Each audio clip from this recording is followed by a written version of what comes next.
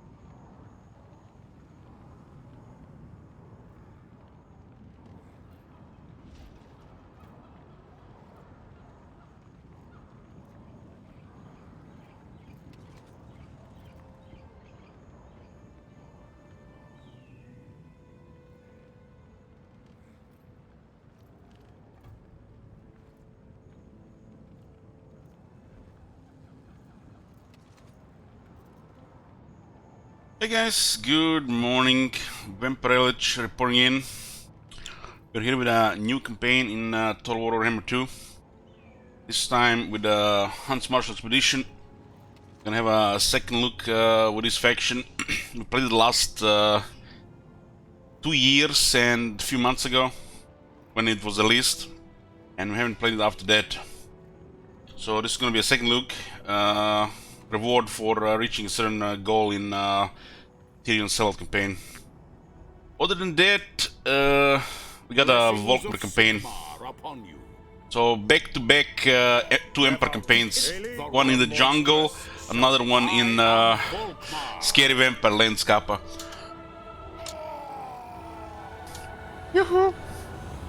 It's been 2 years and 3 months since I released Empire Rework, and they still haven't fixed some bugs.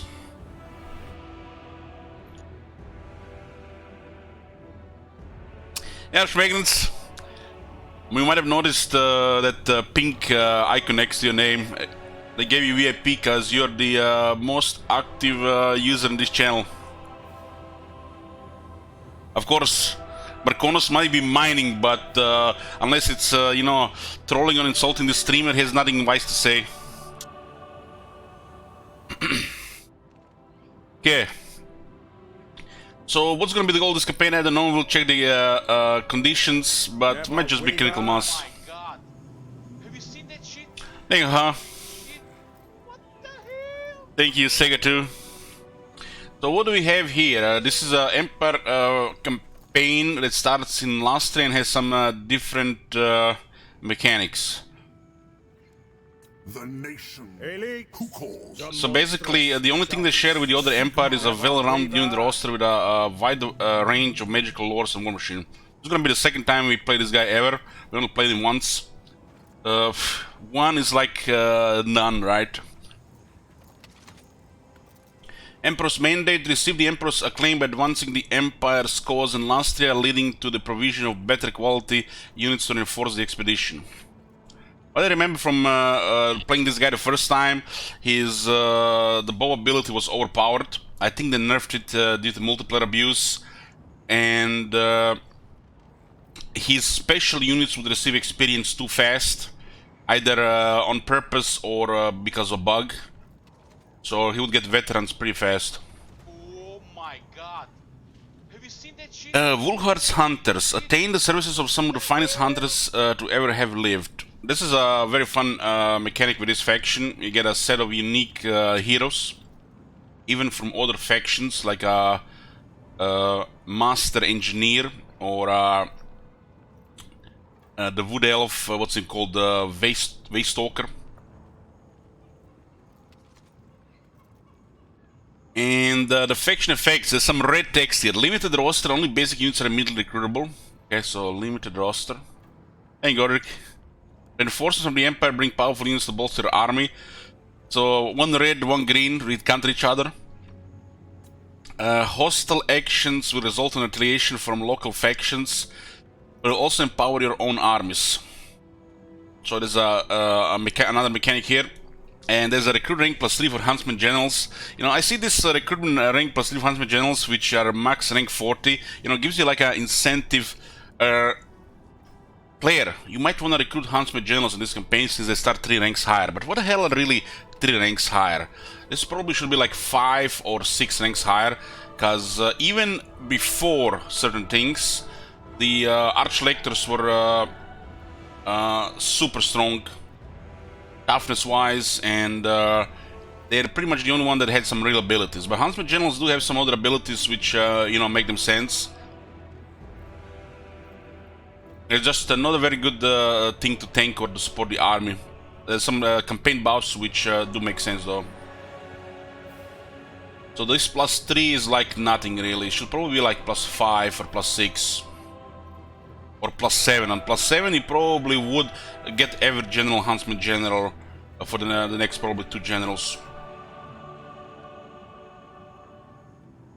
So, special thing for Marcus Wulhart. Ambush defense chance +30%, so he's very hard to ambush. Since the ambush changes, that stances affect the ambush chance Marcus Wucher is probably going to be impossible to ambush, especially the player version, unless you're risking with a march stance. Then there might be a chance, but he's next to impossible to ambush.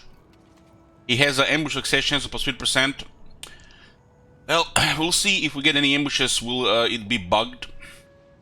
Early on, I remember some of these early turns for the countering whack-a-mole. The ambush is important. He has 50% cheaper upkeep on the archers and the huntsman. Huntsman, which is pretty much his best unit.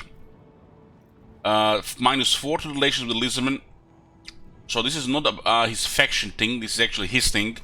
Which means if you confederate him, you get -40 with the lizardman instead of being on a faction effect. Which is, I wonder if this is intentional to put it under here, or the lizardmen really hate him. But why would not they have in hand hate his faction in the first place? Well, this would be better suited for his faction, because you know the Empire Confederate Max Fulhard doesn't mean they're gonna be doing things in Lastria. And his whole army gets a woodsman ability, which has a bonus in the trees.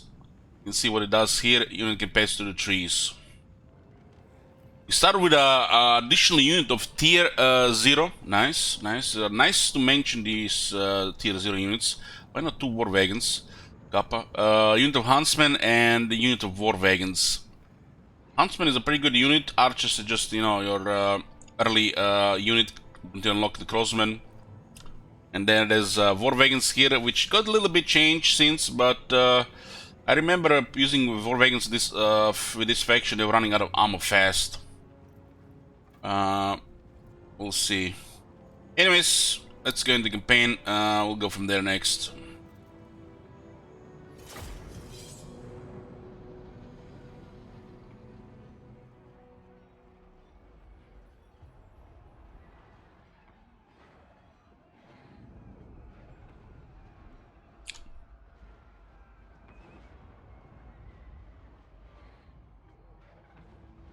Did they fix his unique buff for archers that made them shoot 2 arrows but their damage was not increased?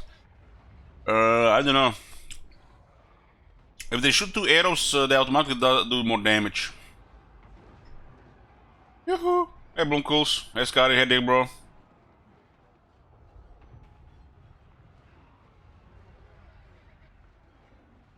Hey Kong. I just had breakfast and drinking coffee. Really a vampire here.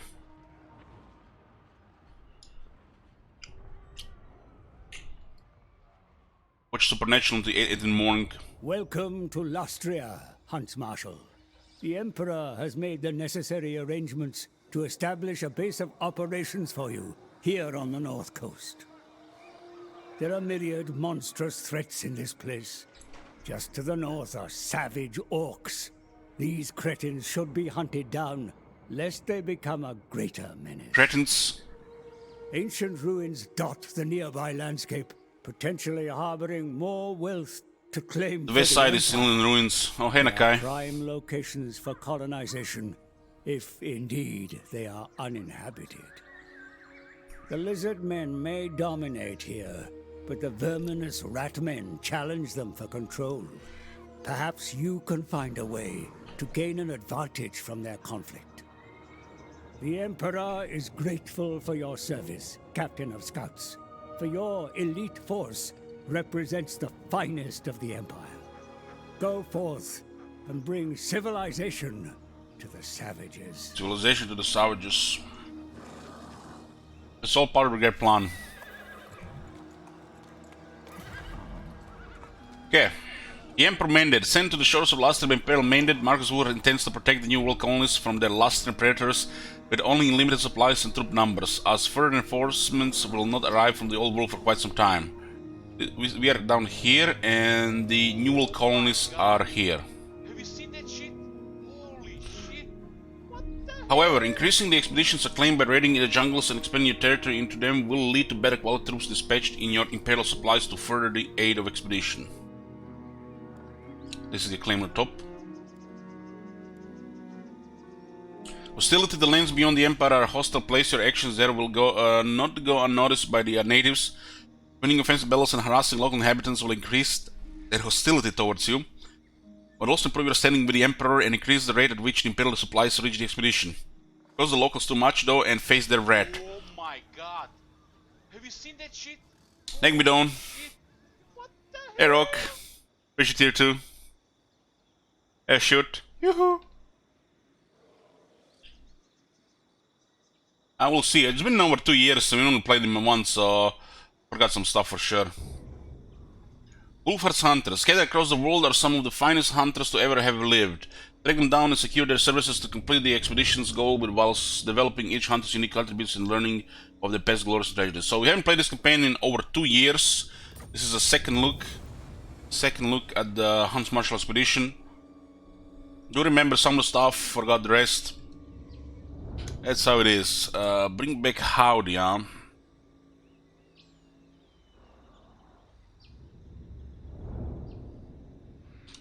Look at all this, yeah. Bring back Howdy.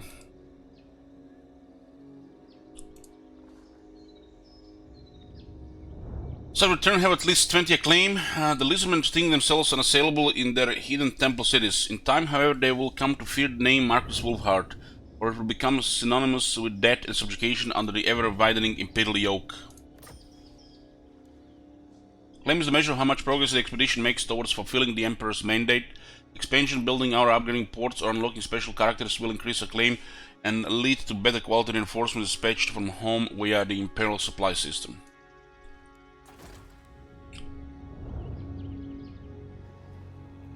Oh my god. Hey Lyrian, bring freedom to the jungle. That shit? Well, yeah. When you bring freedom, you have to wipe out the locals, though. You can't leave the locals, you know, to their own, what's it called? For lack of word, to their own devices. Oh my god. Have you seen that shit? Thanks, Theory. Holy shit. What the hell? So, the short campaign victory, look at this. Immediately on the first screen, maintain control of the following 11 provinces, either by direct ownership or through vassals and military allies. So, looks like it's the Lastria, I remember this, including the Galleon's graveyard. So, they both require 11. 1, 2, 3, 4, 5, 6, 7, 8, 9, 10, 11. Oh my god. Have you seen that shit? Holy shit. What the hell? Okay. Thanks, Down. So what do we have on the scroll down? And we have to destroy the following faction: Hexatl, Itzak, Pestilence, Awaken, and Dreadfleet. And 100 claim. So the short campaign victory is pretty straightforward. Let's take the last train and get rid of these factions. Kinda have to find nearly everybody in the in the jungle. On the long, What?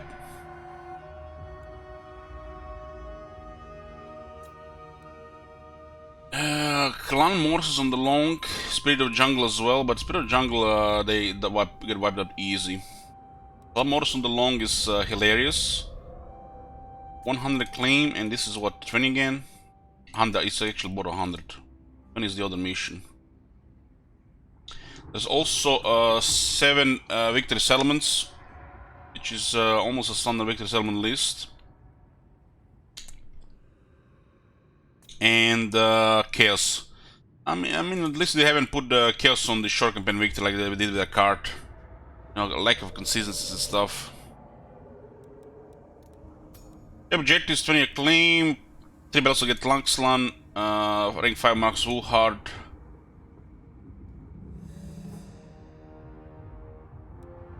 We're talking about Laxlan. This is like first target. 2 missions and 1 hero. I remember the start being a little bit, you know, down to chance, what we call them RNG starts, because you know, the moment you delay attacks, because the enemies have a superior force, they might get bigger and you might not succeed.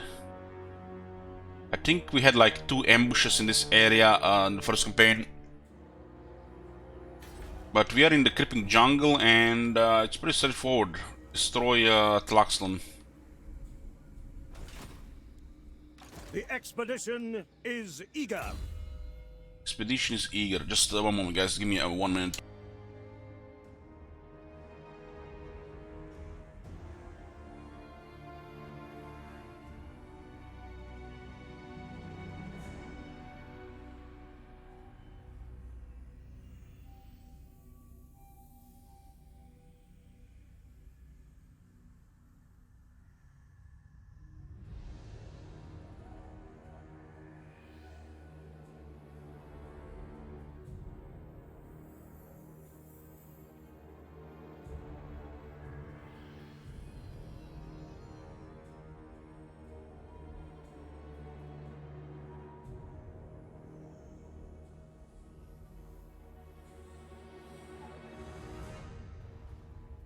Oh my god. Have you seen that shit? Holy shit. Okay, here. Inget Hey, cookies. Yoo-hoo. What the hell? Okay. So he's pretty much a ranged character. 180 range. Got a fleet-footed.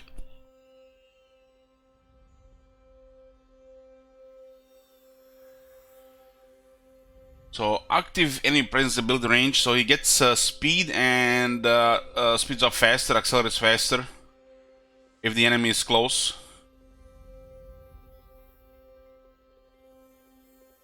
Seven meters is very close though. There's a focus shot. That's his ability that would scale. There's no need to rush when your target has a little prospect to escape. Scale projectile damage against combatants with missing health. Cause moderate magical damage, moderate kappa. Good against armor, good against the large combatants. When we used this ability over 2 years ago, when we played this campaign, this shit was really overpowered. But I think they've done something to the ability.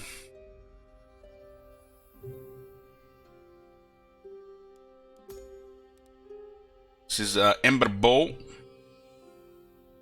Gives him another projectile, another magic missile. Magical attacks and more damage. Best of the best, +2 recruit for all ranks. +2 recruit ranks. He gets defense, missile resistance. Master Survivalist. Regular elite. Huntsmen get additional upkeep reduction, more attack and missile strength. And they're only 50% cheaper here. They're only 50% cheaper here. That's 65% cheaper then. Sleight of hand, double shot ammunition. So Huntsman get 2 shots, and the Huntsmarshal gets better reload time. There's also telescopic aim. Lowers armor and gets more range. And the whole army gets vanguard and immune to psychology.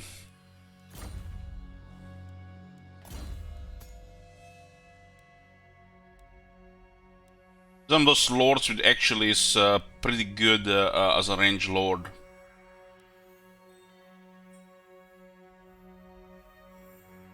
Executioner.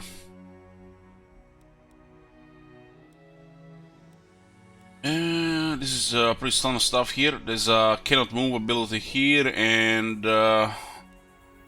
double duration for it, but it's 100 meter range. It's still the same stuff.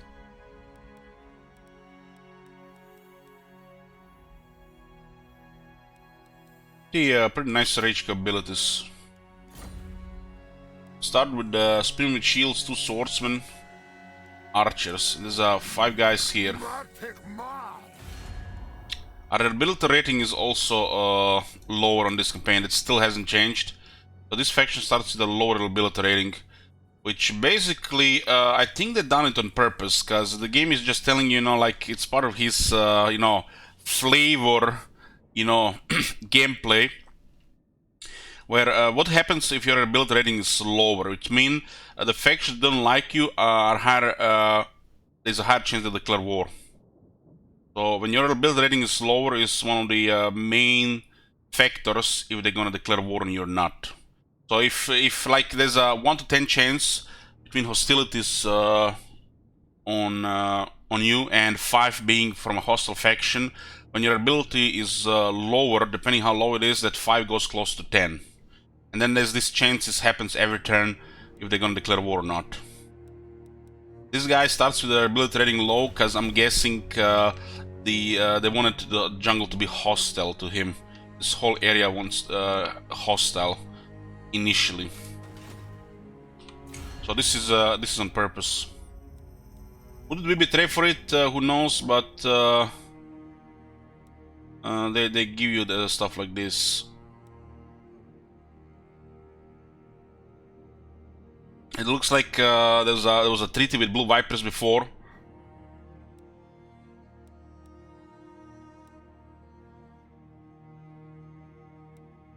So our faction had a treaty with Blue Vipers.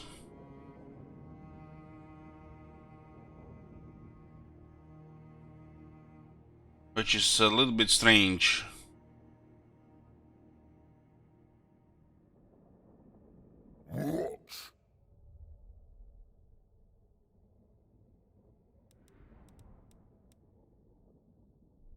Sir! Sovereign non-aggression with Helmut Nussbecker. Approach. What is your... Okay. At least this is positive right now.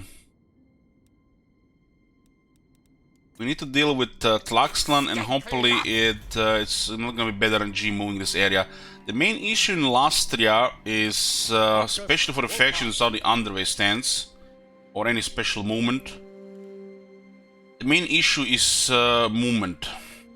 If you don't really do it well, you're basically playing into the enemies moving around you, which sometimes you won't be able to see them, and they will always be out of the way. So, in other words, you can spend extra turns by trying to do something, you know, the usual way, and just wasting time and building up the enemy's advantage over you. The ideal thing would be here, of course, if you can max the movement quite a bit, this faction can get some. That the enemy constantly plays into you and not you trying to get, you know, chase them around. But this cannot always happen, so that's a problem.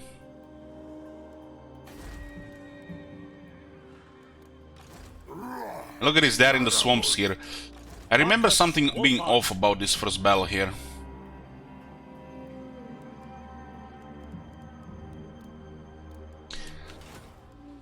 Unflinching.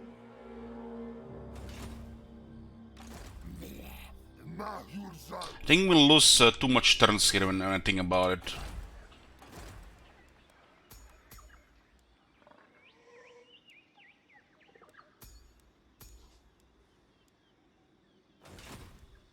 Wolfard's Hunters. So this is so the Hunters.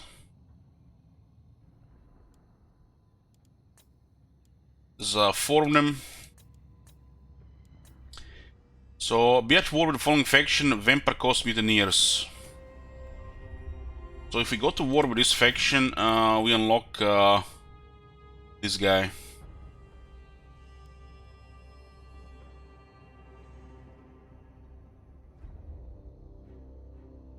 Let's see how we unlock him and as he gets there.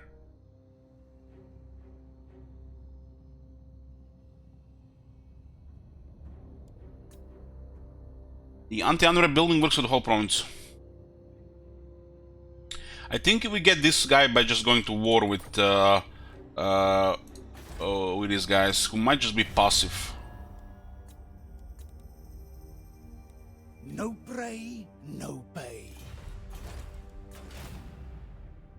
What a godforsaken place this truly is. It seems not only day goes by without the news of some horrible tropical disease striking some poor settler down. The most innocuous cut or scratch sustained here can become horribly infected within hours, making every trek into the jungle a highly risky endeavor indeed. Perhaps by fate, word has reached me of a mysterious individual who shadows the Empire's troops in the deep jungle. patching up the wounds of the gravely injured left behind following skirmishes with the lizards. Men thought to be well within Morse's deadly embrace have been mysteriously brought back from the brink by someone who clearly has advanced medical training. With even the most horrendous injuries cleaned, disinfected, and stitched as if by the hands of the most highly trained physician in all of the Empire, our very own injured relate to me their encounters with his healer, not remembering much other than glimpses of a necklace of fangs, trophies perhaps. I've been in few environments more treacherous to man than Lastria. It goes without saying that for us to endure here, we should somehow reach out to this medic and persuade them to join our cause. So, in the world of full individuals who stand out among the peers, such peers people would be a boon to your mission. A unique hero joins your cause. So, if we go to war vampire cost mutineers, we get this guy immediately. Those guys might not act on it at all. At all. Oh man, adding this walls of text here definitely gives a little bit more flavor to this campaign. And they have their objectives as well.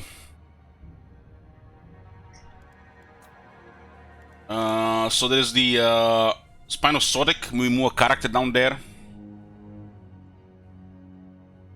Wonder what kind of skill tree we're gonna get in this Master Engineer, because they changed the skill trees on Master Engineers.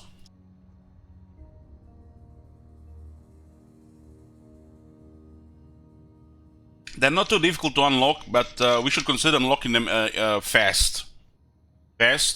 Maybe just unlock the this guy or use him to help us with Lizardman, or send him immediately down to Spinosauric. The Lizard's Bane. The colonists have long known about Lizardman mining convoys that regularly travel along established trails in the deep jungle like clockwork. They transport some sort of glossy black raw material that resembles obsidian. Dense metal that the lizards of home know all too well for its anti-magic properties. There was some concern when these convoy movements inexplicably stopped.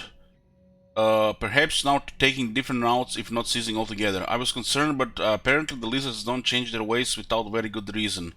These the colonists I sent out on an expedition to investigate the old trails, and they soon returned with a captive, a skink, one of the convoy overseers.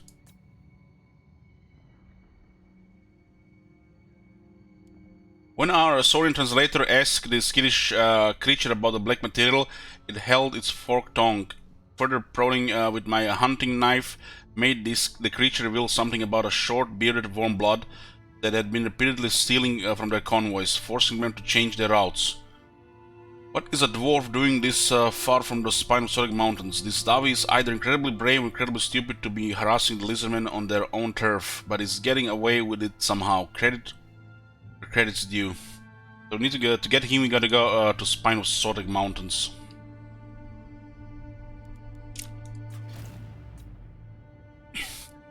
Of course, the Wood Elf one, raise hostility level to very hostile. Well, what a shocker. What a shocker. To unlock a Wood Elf, we have to go hostile on the natives. The colonists speak of something strange living in the nearby jungles. They say it is not of the lizards, nor of the red men that infest this continent, but something else, a ghost they call it. Part of me thinks this god's-forsaken place drives some men to hallucinations, but today a hunting party returned with a curious tale.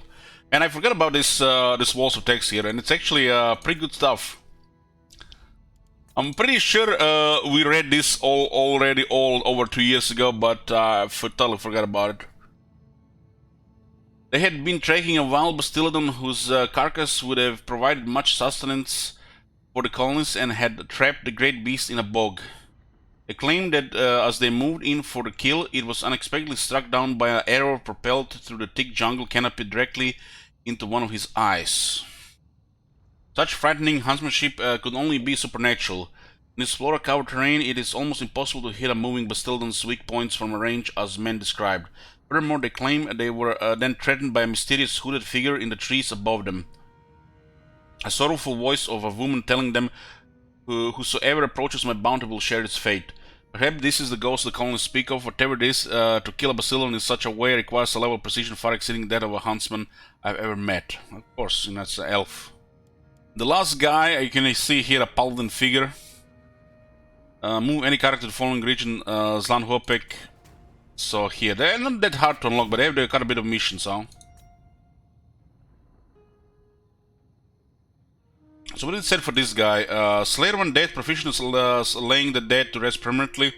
Flexible role hero can be specialized as either veteran warrior or supporting healer. For dwarf it says genius crafter grants access to unique unit and items. Efficiency extraordinaire can increase ammunition capacity and lower upkeep for artillery. For the wood elf it says natural scout supports parent arm, increasing movement range and protecting against ambushes. Ooh, we should definitely get her sooner rather than later. Another archer talent with a bow unmatched by any other Imperial soldier.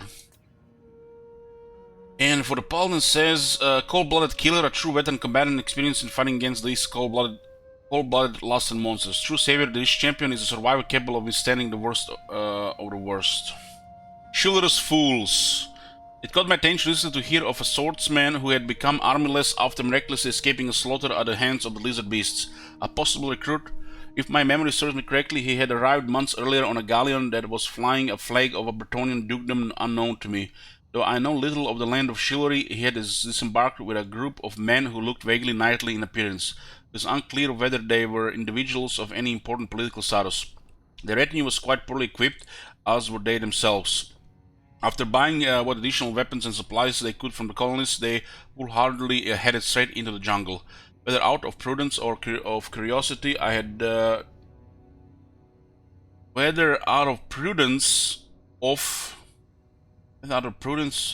guess this is a typo. This means or curiosity, I had them followed and watched. Unsurprisingly, word eventually returned that the Bretonnians were ill prepared for the foray, losing half their retinue to disease and attacks before stumbling into a mist of surrounding the ancient temple city of Zlanhopek.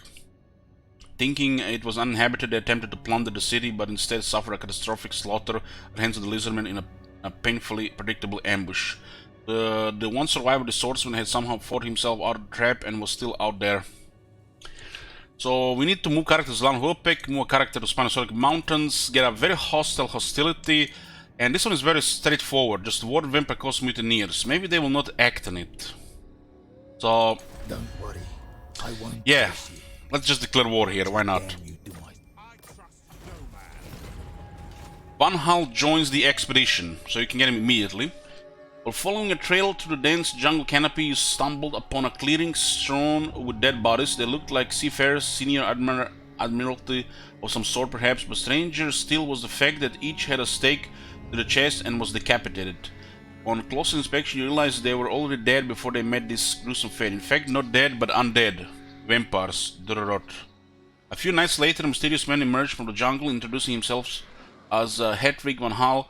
His garb indicated he was a witch hunter of the Empire, but he revealed himself to be the healer you have been seeking. Explaining your cause to him, you asked him to join the expedition. He accepted, but on one condition, that you help him with his own mission in Lastria in return. So, Hedwig van Hal has joined the expedition. Now we progress from the first objective, the Necklace of Fangs, which was completed, to the Herr Doctor. Move one hero here to region owned by the following race of Vampire Coast. So hero and the regions, objective reward focused. As he edges ever closer to this prize, Hedwig's desire also grows stronger. So he gets a higher chance to succeed in his actions, and the enemies have a lower chance to harass him. This is actually one of the coolest mechanics in the game, guys. This 4 heroes like this. The fact they put some effort into it, just a well done mechanic. The fact you get heroes from other factions like a dwarf, a wood elf, and a Bretonnian. It's really cool. Show me the accused. So driven by vengeance, this is straight. The past refuses to stay in their place and bothers Hedwig like a thorn buried in his side. I'm not sure, was this the patch when they made the witch hunters a little bit better, or this was that happened after? Because these guys pretty much just skirmish them with fire at will and they will perform really well, the Witch Hunters, if you decide to put one in the army. Melee attack plus 8 when fighting against Vampire Counts, Vampire Coast and Tomb Kings. This doesn't say how it works. Doesn't say if it's for the whole army or if it's for him. If it's for him, we just say yellow. So another way of showing text, but doesn't say how it works. And also 8 defense when fighting against the Vampire Counts, Coast and Tomb Kings. When you look at the icons tell me it works for the whole army. But it might be just for him. Because it doesn't specify. It doesn't specify it's just for him. I think this is supposed to be hero army, but they forgot to put on the list. And -10 diplomatic relations with Vampire Coast. No special abilities here, but his stats are pretty good. The Witch Hunters in the army can be used to some effect, especially if you don't have other units to micro in the army. Their best role is on the campaign map, of course, for spying and the missions, actions.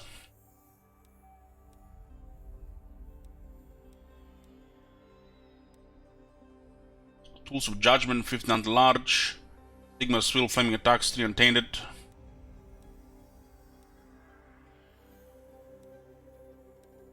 I guess the healer thing they said, the Stalker is still here, look at this. Charge bonus, melee attack, hit points, leadership, slippery. I guess the healing part is just campaign flavor, you know, lore. We can immediately also move him into the army. The second thing was Hedwig von Hall is an intriguing individual. He bears the surname of a well-known ancient lineage of witch hunters, but for reasons unknown to me, he seems rather ashamed of it. When I brought it up, he responded angrily, claiming his vocation as a witch hunter was not of his choosing. Then he quickly changed the subject, revealing that he was a master physician of Aldorf and insisted I address him as Herr Doctor. It truly beguiles me why a physician from Aldorf is carrying out witch hunter duties in Lastria, but I am not one to poke about in another man's private affairs. Probably things get unlocked like this one, yeah. There is certainly much more to Herr Doctor, which perhaps in time he will reveal on his own volition. But right now he is temporarily left camp. Hello, brother. Yoo-hoo. So basically, their skill trees might look like lacking, but as you complete their missions, you do unlock kind of like unique skills.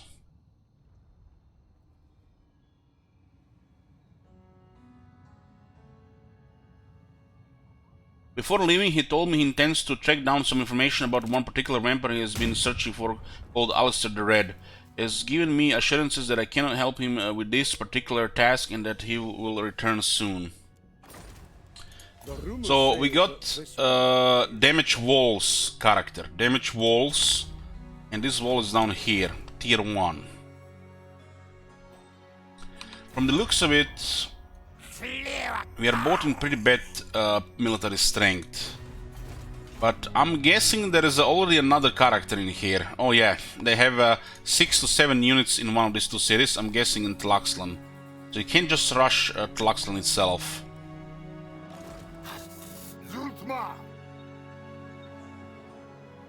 He can be of great value in the army, but he can also make this army retreat. This is a really shit movement to the west.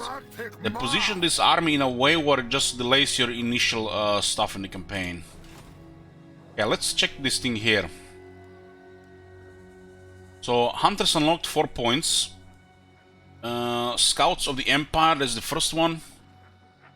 The expedition is being supplied by the Imperial Quartermaster who reinforces you with standard Imperial troops, standard Imperial supplies received, recruit rank +2 for all Imperial supplies units. That's the first one. Imperial Guardians is on 2. The expedition is supported by nobles of Reichland who will help find stronger reinforcements. Advanced Imperial supplies, still 2 recruit ranks. Unlocks construction of barracks and livery buildings. Diplomatic relations is 20 with Lizardman. That's on 20 acclaim. On 40 acclaim, its Huntsmarshal elites, the expedition has the support of the elector counts, who will ensure you receive Emperor superior troops from home. You know, guys, what's weird? I think on the actual Warhammer wiki, when they talk about a Huntsmarshal, that S is not in the word. You see how it says Huntsmarshal expedition? That S, I don't think it actually exists in his actual title. So this could be just a little bit different thing how they wrote in the faction name.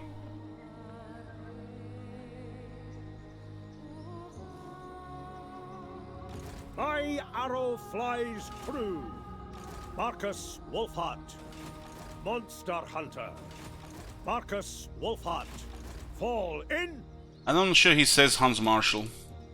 I don't think that S is supposed to be in his title or the faction name. But when you look at the Warhammer wiki,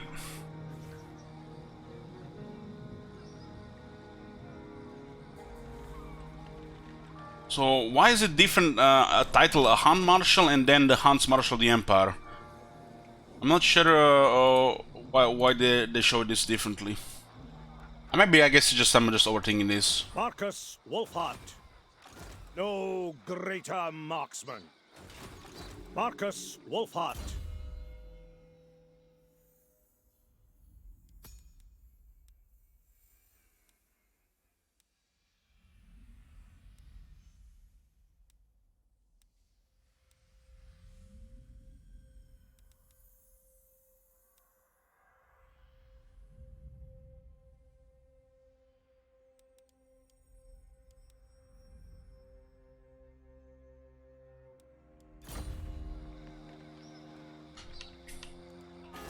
But the extra lords they're called Huntsman General.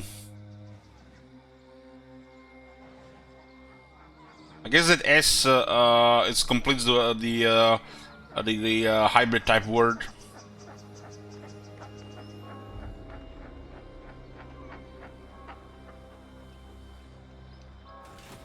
Marcus Wolfhart. Okay, where were we? I was at the 40 plus 3 to all Imperial supplies units on the criminal realm ministered with Lisbon. The expedition has the support of the elector counts who will ensure you receive superior troops from home. Vanquish of evil, elite Imperial supplies on 60. The expedition has a full recognition of the Emperor's court. The most elite troops of the Emperor will be sent to support you. Minus 4 relation with Lisbon, so conflict with Lisbon is inevitable. You start with the what? You see what the hell is this? On the campaign it says straight minus 40 with Lisbon, but here says minus 40 faction effect with Lisbon. So it's opposite in the game. Guys, this time I'm not crazy. When we're entering the campaign, it said minus 40 on his Lord effect and not on the faction effect. This is how it should be on the faction effect.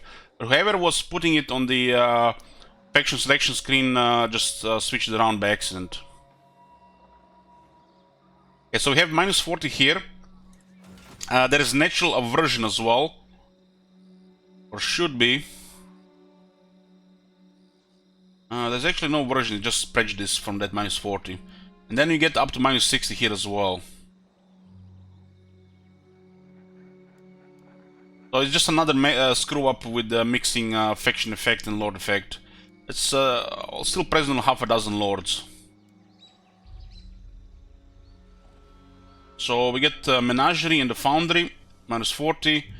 On 80 there's a Scourge of the Emperor's foes. Expedition exploits are spoken of in every household across the Empire. Its members will be known as legendary folk heroes. Independent playing Battle Brothers again in the future, yeah. Of course.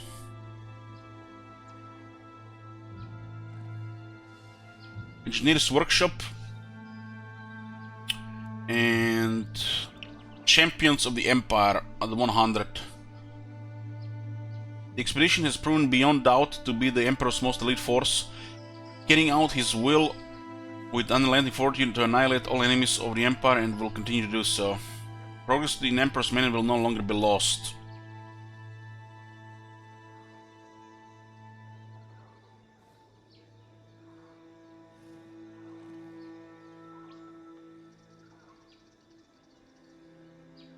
Hostility in Imperial Supplies. Hostility reflects the current level of enemy aggression due to expedition military activities. Imperial Supplies are the care packages that sent from the Empire to provide various enforcement types.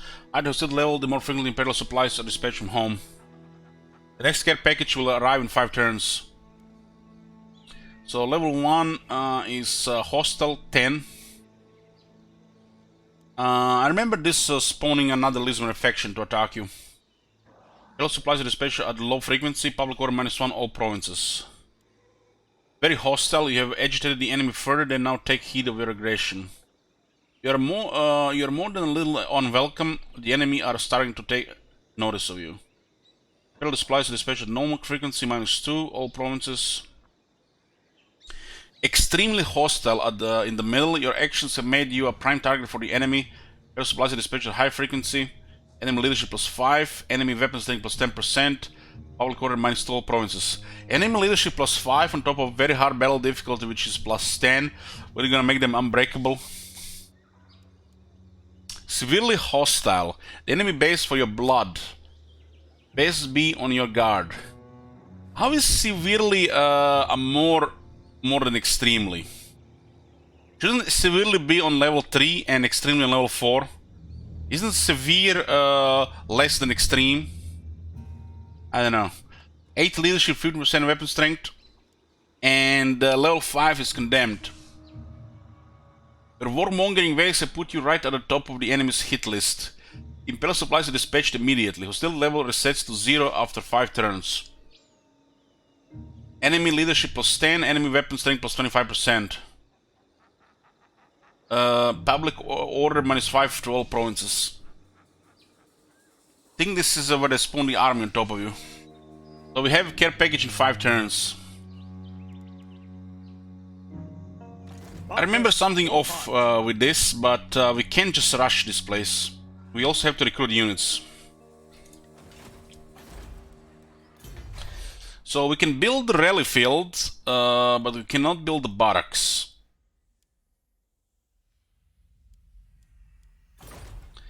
And this is now 10 growth, and this is now 20 growth, 30 growth. So this change here with the growth, it's not really much, it's just a minor settlement. But you do need 200. So it'll take 7 turns for one population, and then it'll take 20 turns that just have a chance to build this one here on a single settlement, as they increase the amount of growth required. You don't really have a capital, capital city, so you start with a minor city, which is a port into Lastria. And it's an important one to keep because we need to connect it with other things. On the hunt. I'm pretty sure if we attack this one with a witch hunter, they might retreat, or they might be just rigged another retreat as being the first force. So let's see. Yep.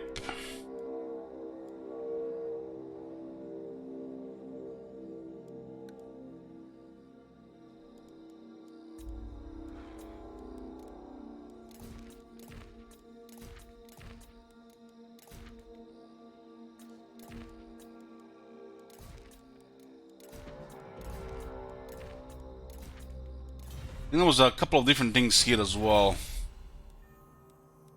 It's all the same. Yep.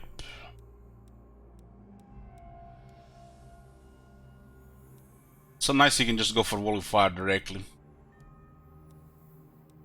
These two are also very nice. This is very nice, these two. It was a few technology that were a little bit different than the regular Empire. Gotcha, good tip. Yeah, sure enough. I guess one of the most important things to unlock is Purge of the Foul. If we want our melee units to actually do something.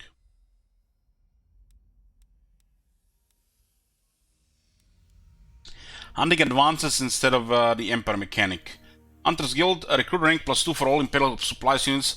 This faction gets a shit ton of experience on their recruits, shit ton. Such groups are formed so that knowledge and experience can be shared for the betterment of all their members. And there's a thing, they also gain experience faster for some reason, so the starting ranks might not even matter much. Seaborne logistics. Fledgling colonies must be supplied from back home in the old world until the Emperor marks is firmly made upon new lands. Cheaper ports and faster construction of the ports. Colonial Fort. A vital foothold in new territory and a home from home for imperial subjects abroad the colonial business. 10% replenishment +1 public order. Technology for replenishment, very nice. They get +3 public order and technology. And Imperial reinforcements, if you got a problem and no one else can help, call the Empire best to settle the issue once and for all. Receive an additional detachment of reinforcement every Imperial supplies delivery, so yeah. It's like infantry is open, cavalry is open, war machines are open, missiles are open, colonial libraries open, colonial factors are open. The only thing that's not open is the semi-K technologies, which are quite overpowered technologies. You get bonuses against pretty much all the Empire enemies. And then you get pretty nice bonuses, which is another public order here, total 4 on technology, with factions you're supposed to work together with. Which makes that, you know, thresholds change mean almost nothing to the Empire between, you know, likely factions. Marcus Wolfhard. I'm not gonna assign technology because students exist. I guess so. I dislike how these guys are here. I totally forgot what this about this location, but I guess I'm just gonna remember. I'm getting a little bit deja vu. Yeah, those technologies available. You just need money. Marcus Wolfhard. They will fall. Okay, we got a first bell 1 hour into the campaign. Just had to give a reminder of things. Pyrrhic victory, 3 infantry dead. Okay, let's go. How is this Pyrrhic victory? I'm wondering, but yeah. This is bullying here, pretty much. Let's start with predictions, boys. I mean, guys, like I said, this is a second look to the Huntsmarshal expedition. We'll have a second look on some of these factions we only played once. And they're gonna be similar to the first look. Because I remember only probably half of things, the good and the bad things, but you know, all these you know, things have been pretty much forgotten because we haven't played them in between.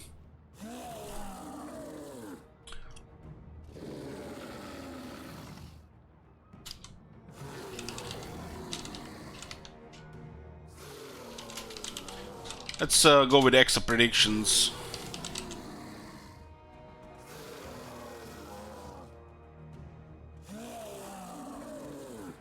Yeah, Disco. So guys, the way we got through these factions like this on the second look, I mean, I think, you know, I think this is the way to go. You see what faction has to offer again, remind yourself what's what, and then start playing. Don't you just, you know, start playing and then 2 hours later, what does this do? You know, I feel like not everybody will have patience to, you know, just watch through all of this, like start like this, but, you know, suck it up. That's how we do things here.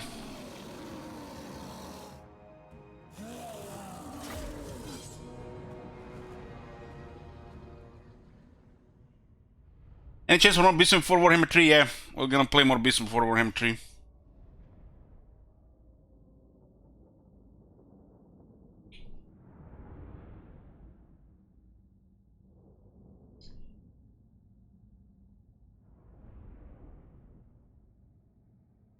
I'm not gonna make plans for anything, but there'll be more campaigns of Warhammer 2.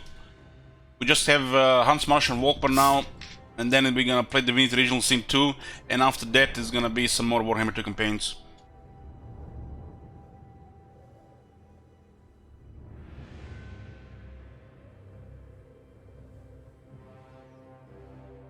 So they're really susceptible to harassment here. The Lizardmen are usually pretty weak to harassment. The one downside of the Huntsmen is they don't have partial shot, so they can fire at 360. They have to fight in front of them. So they're not really wood elves. At your service, sir. Things on a vanguard. Spearman. Oh man, I love the Empire.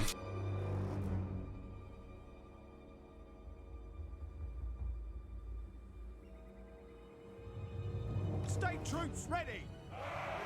Swordsman.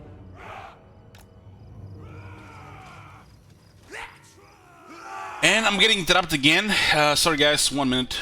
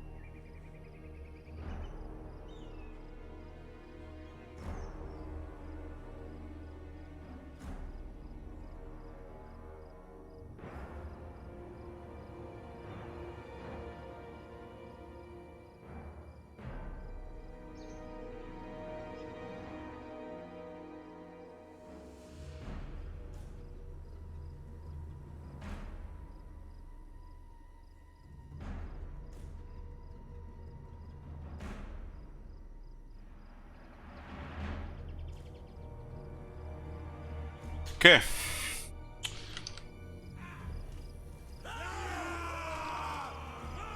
The Empire endures. The Empire endures.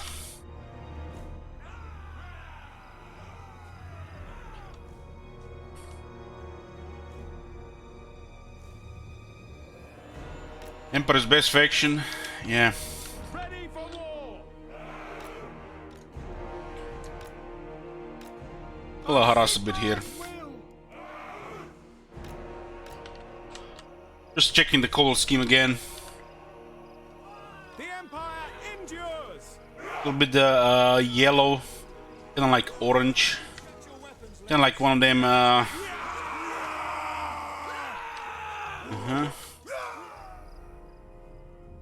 Marcus Wolfhard. Marcus Woolhart.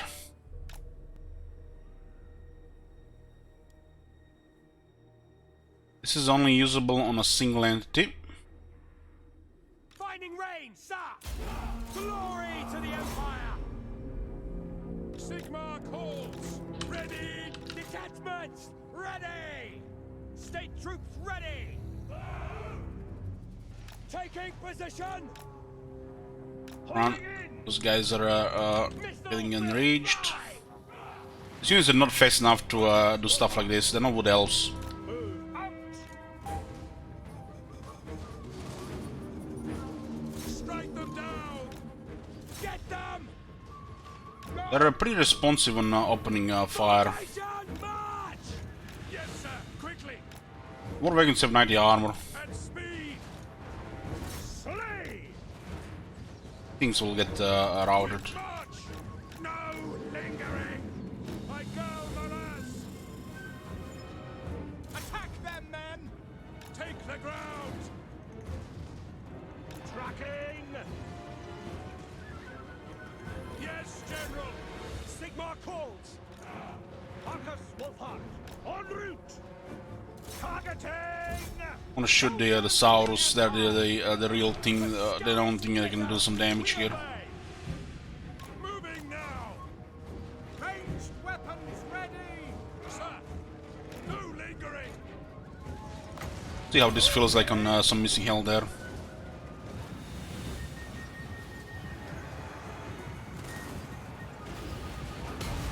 Not that much damage. For the Emperor! Swordsman! Take position! Definitely don't want to go into this. Quick march! Bowstrings hot! Ready! Withdraw! On the hunt! Sigma! Sigma! Saurus got close. Yes, sir! Quickly! Maneuvers! See it through! To battle! Sigma! These guys are still trying to shoot here. We are ready! Spearman! Charge! We obey! For the Emperor! The leadership didn't really last much here. Yes, General! Withdraw! Taking position! Quicker!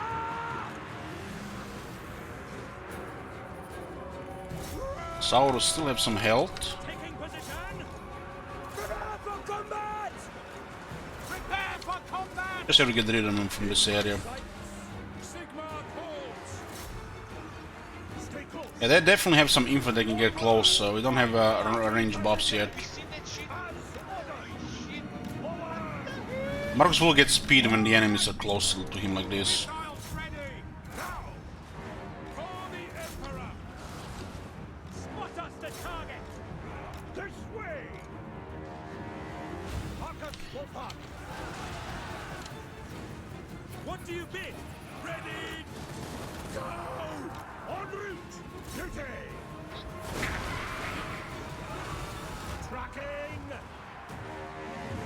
Sir! You know, we want to keep them alive here. I don't even remember what happened last time. Yeah, more. Thank you for tier 2. Yes, General! Those Saurus just made contact with the swordsman instantly routed. Swordsman!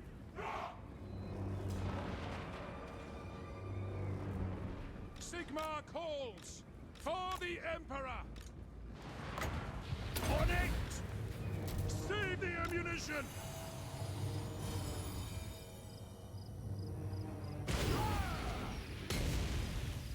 What the fuck? They did no damage!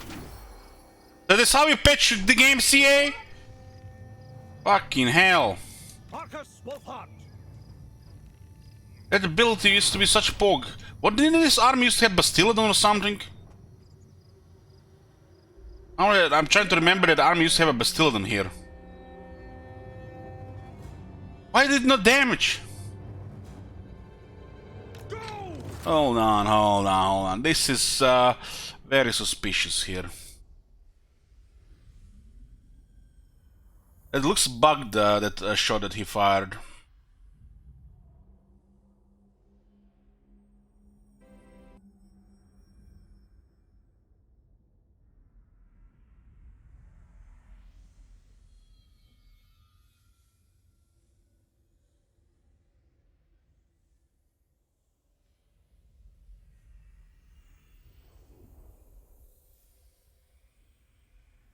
The army was okay like this, but why did that shot didn't do anything? That is an execution, literally. Prepare!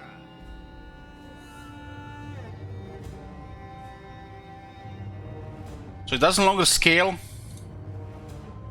Marcus So multiplayer ruined another skill, huh? onward!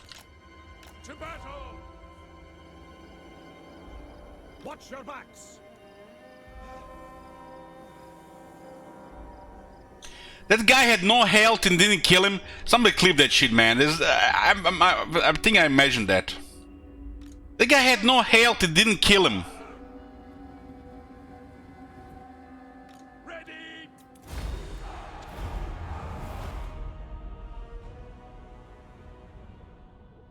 Yeah, we played this guy on release, and that range attack ability was pretty good.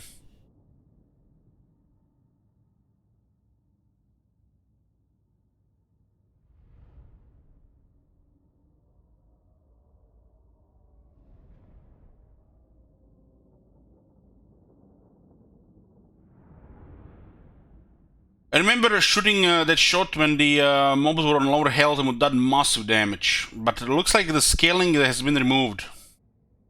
Maybe because shield, no. The shield lowers damage, it does not block it, and we got shot in the back. That seemed bugged. Well done, comrades. There was no damage on that shot, no damage. The Rick would have been pretty bad here, we wouldn't have gotten the level up.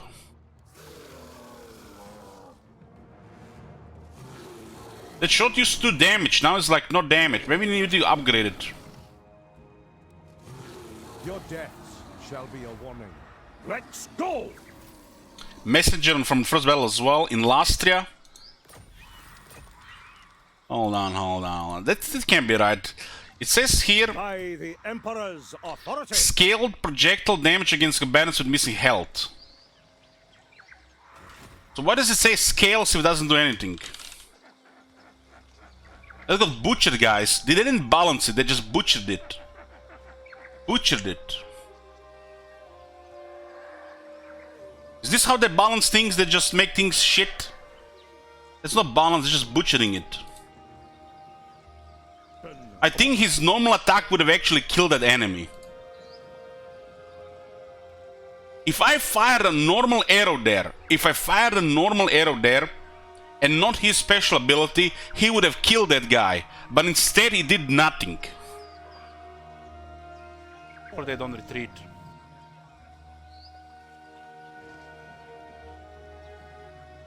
That was 151. Let me just see something here, guys. 1 second. That looks bugged. Another trophy for the Huntsmarshal.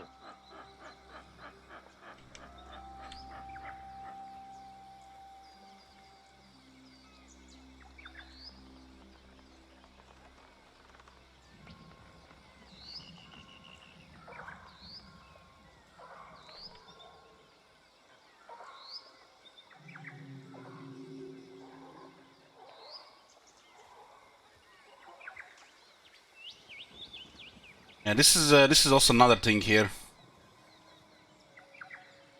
So this was the first Huntsmarshal campaign. You see this area is the same. This is also more Lampars. There's definitely been some changes to this shit. The thing on the top says 4 as well.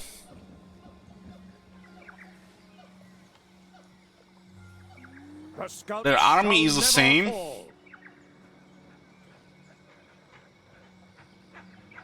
Look at this.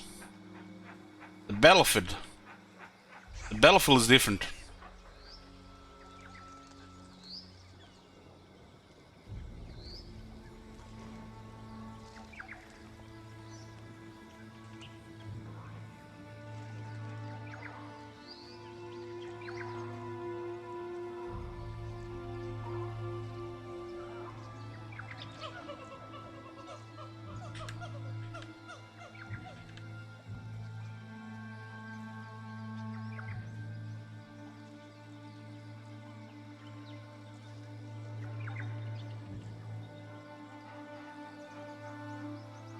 Okay, I use the ability here.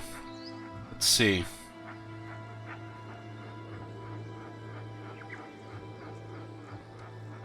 So he has 3 shots. 3 shots. 556 damage. Wolfhart. So they lower his damage as well. And this has 2 shots. So they lowered his damage.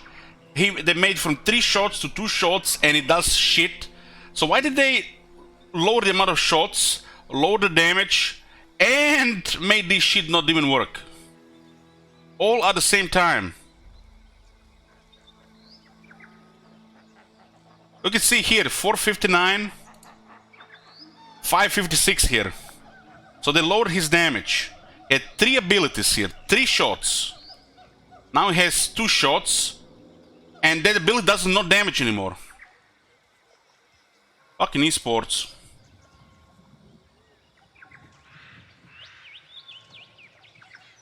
Why do they lower his damage, lower the amount of shots, and that shots don't do shit? He's using his special shot here.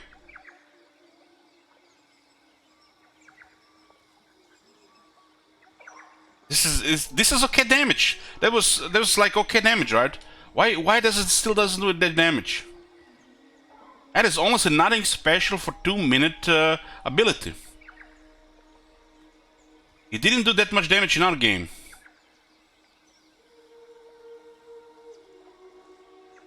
Look at that wait time. 2-minute ability, that's okay, right? They've butchered this ability. They lowered his damage and they made it 1 less use. What the fuck are they doing?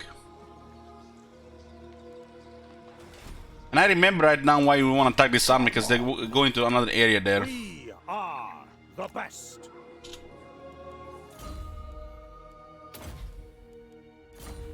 We got additional 16% movement here. Oh my god. Huntsmen are tier 3 here. Holy shit. Monster Hunter. I can't thank you. Marcus. That is quite disappointing. One thing is to lower his damage and make this ability have only 2 uses, but make it no longer scale. What kind of scale? You guys seen scaling there? You guys seen scale? Nobody clipped that shit, guys. I have to see it again. I just can't believe my eyes. 1 second. A normal shove would have killed him there.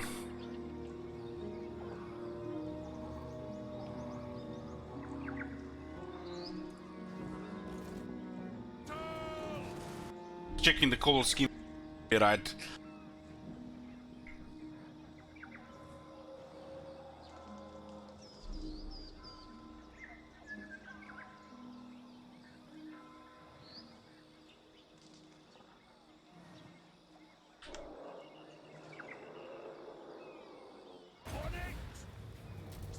Look at this, there's no health.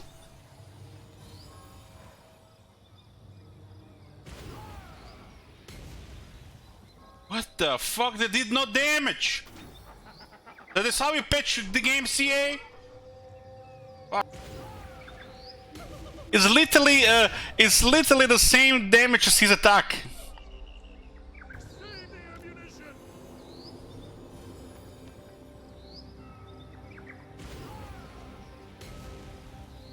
What the fuck? They did no damage. That is how you patch the game, CA? Fucking hell, man. They ruined it.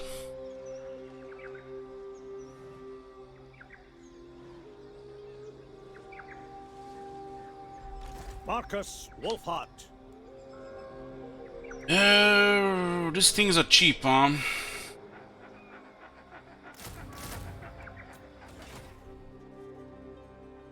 Armies attacked and defeated 3 points, huh? Vanquished.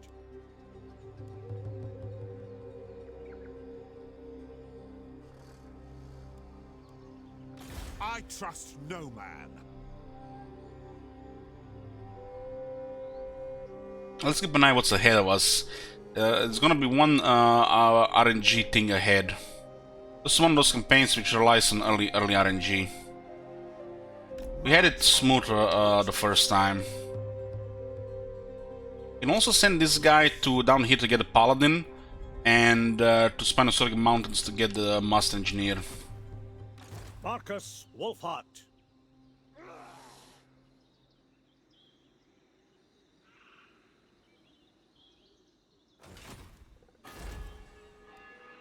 Unflinching. We kinda wanna get Purge of the Foul. It makes you see that swordsman, they just got wrecked.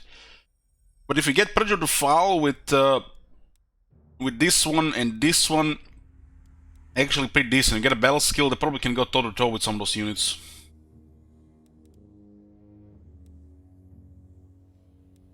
The 15 armor technology is just way too good to be ignored.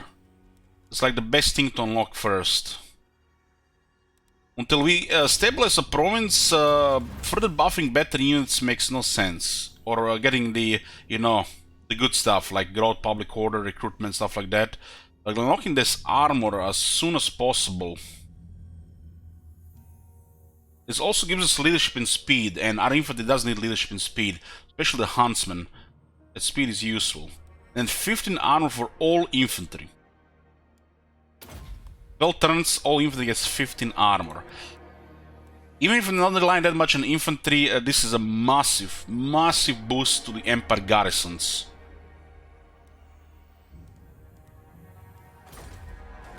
Well done, comrades. Untitled metaphorically says, "Good evening, Papa Elich, how are you? I hope you are well. How is the weather?" Is this guy a bot? Should we ban him? Says exactly the same thing every time. Just one word different. Probably a Marconos bot farmer here.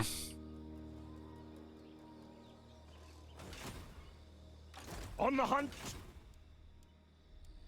This was a turn 1 here.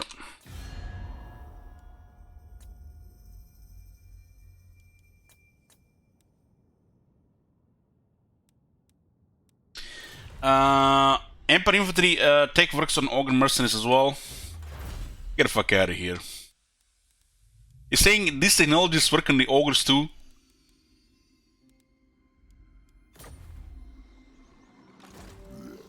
Jesus.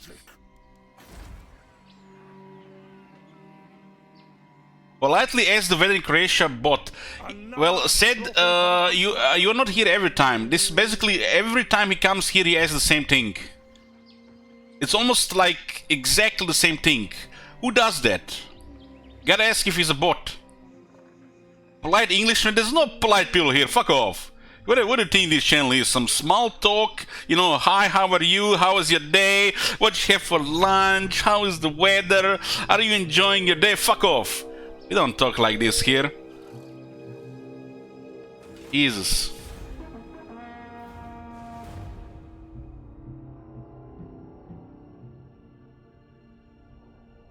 Good evening, I've heard you have been watching Supernatural, how goes it? Well, just finished season 9. It's getting a little bit repetitive.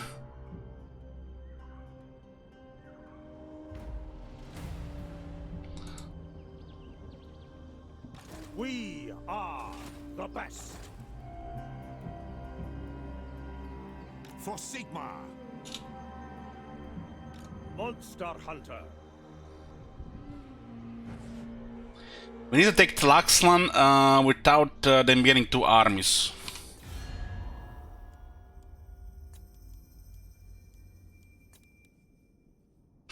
Is bullying a disabled person? Don't worry, I bully everybody the same. I don't discriminate here. You want me to treat you differently? Then this definitely would be, you know, no special treatments here. No special treatment here.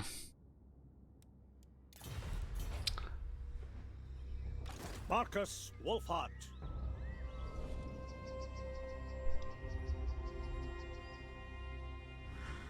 Unflinching.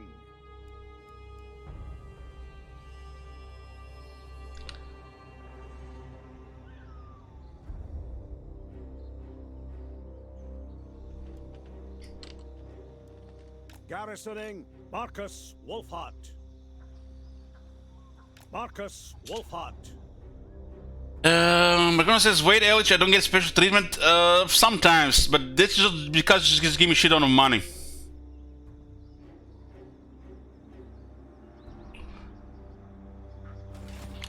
Fearless. He don't give me shit on the money, and he's asking the same thing every time. What am I to think of that? Troll, bot, liar. This could be all the same as Bow.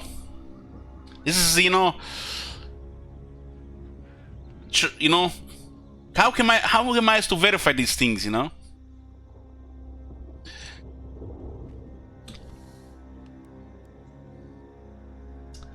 Okay. Every last beast. This replenishment will take some turns.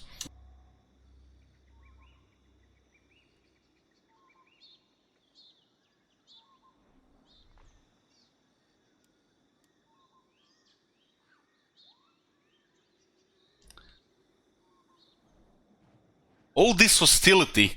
Are you an American? Americans do see this as all hostility instead of, you know, just the usual stuff here. They have very soft butts. Just look at the third world.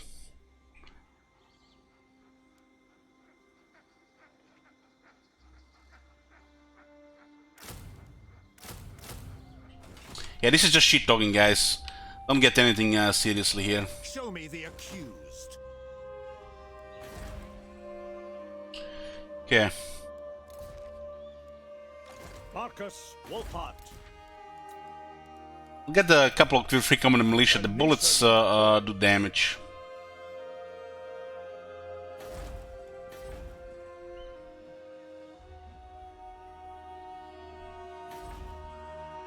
We need to take Tlaxlan, and we don't really want to fight too many of them. So, fall in. And we still have to recruit, so it's a couple of turns down to here. You know, honestly, there's really no best way to approach this unless you sign like half a dozen campaigns, which we normally do. This is only a second attempt this campaign, so when you look at a situation like this, you're recruiting, they're recruiting, and there is a distance in between. They have a vault city, you don't have a vault city. So the best case scenario is you find them somewhere in the middle. But considering they might not leave their city to fight a ranged army, them being a lizard man, the best course of action would be to get a bait.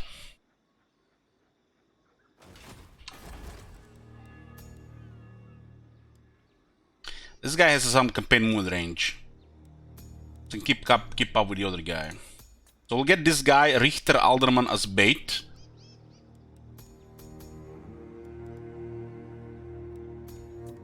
Minimize the bad RNG a bit. To battle. We do have the money for it. I'm not. Did we do this the last time? This sounds like a dumb thing to do.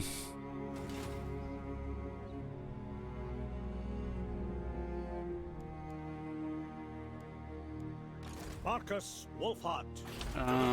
We get this thing for about 4 turns on turn 2.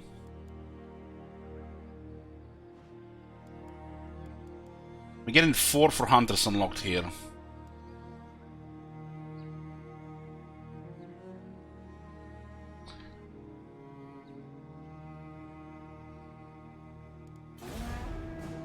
I hate small talk. My nephew and his sister come from a different, family. And, they sometimes engage small talk. They ask me, how are you? I told them, stop asking me that, I'm still alive. And they don't ask me again for like a year at least.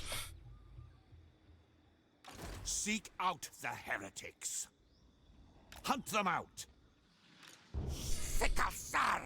Bunch of skinks here.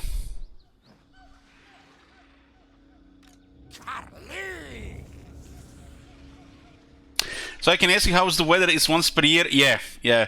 Preferably during July, so I can rant a bit about it.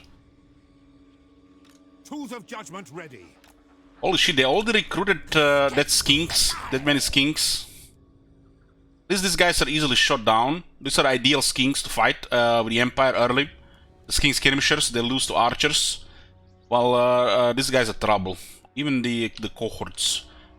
If we get this one, the regular skinks are fine. But these guys will murder infantry. On the hunt.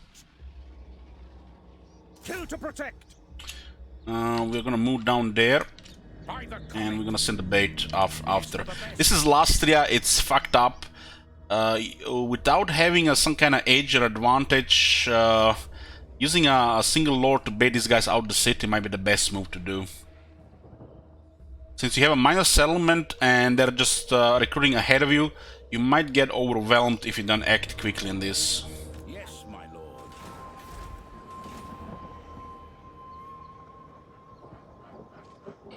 Marcus Wolfhart. The swordsmen are not good enough even against the skin cohorts because of the buffs. But once you get a couple of buffs like armor, Purge of the Foul, or Battle Skill, they will butcher the skins. Probably do fine against these guys as well. But we don't have these things. Marshal the men.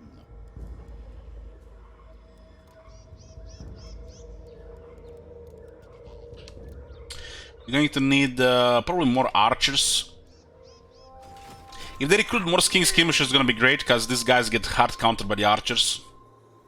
They have no armor, they have no health, they have no missile resistance, and the range sucks. Marcus So archers counter the shorter range skirmishers. But we should still get a couple of more swordsmen.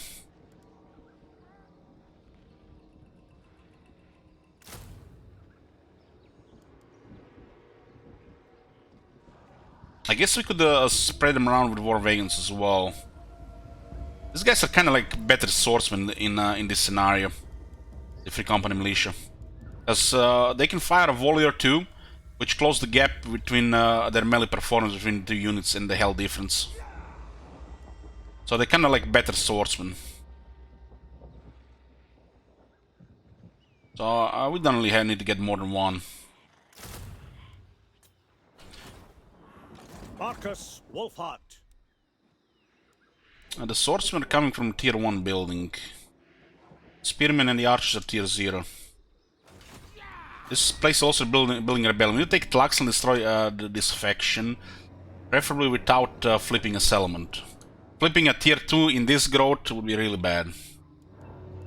But the movement here is really bad. Really bad movement. Ready? We could have just sent Herr Doctor for the Paladin as well. Holy shit! What the hell? Hey Nerfy! Yoo-hoo! Haven't seen you in a while.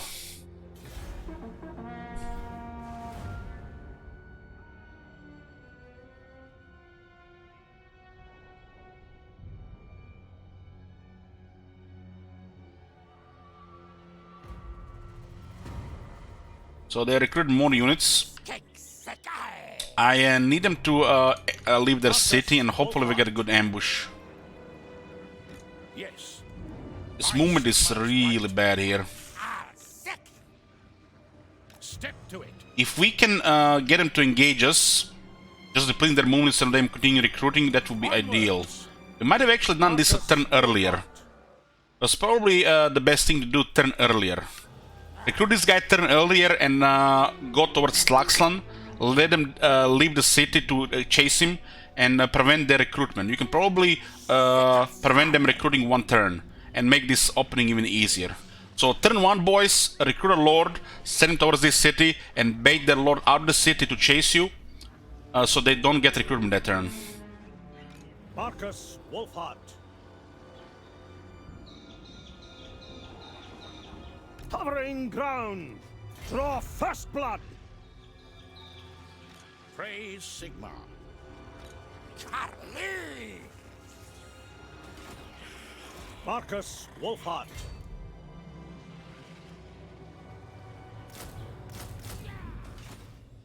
By the comet. Zlan chłopyka. Onwards. I have put him in the army as well. Bow down to Imperial might. 2 turns for special units.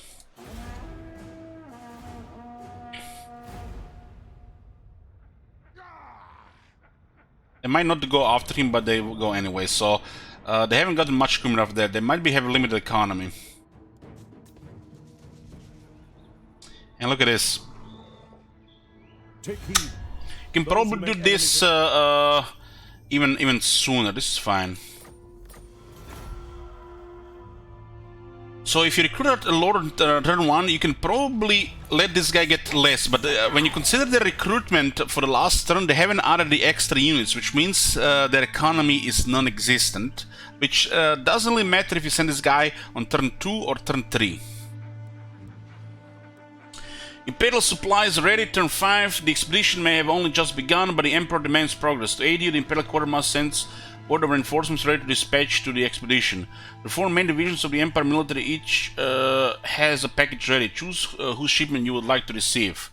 Imperial Regiment gives us halberdiers, huntsmen, and greatswords on turn fucking 5. Artillery reinforcements, you get a great cannon and an authorized grenade launcher. Could help, could help. Emperor Knights Pistoliers. Get the fuck out of this shit. Warwagon and Warwagon Mortar. Okay, so the Great Cannon and Grenade Launcher are decent units, but upgrading your infantry to the next tier would be way better.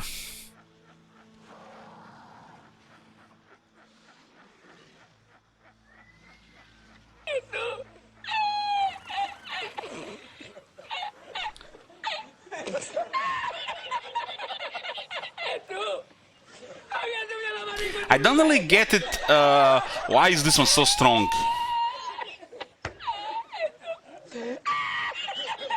Not only they give you 2 huntsmen, which is the main reason to pick this, but they also give you 2 halberdiers and a greatswords. This one is OP. This one is a thing to consider, because these units are very good to get this early. Well, this is trash, and this is okay, nothing special. You have a mortar here. But holy shit, this one is so good.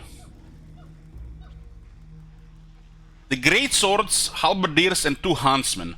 Huntsman is your main unit, and greatswords, halberdiers with the technologies will murder even Saurus. And they're very good in a siege.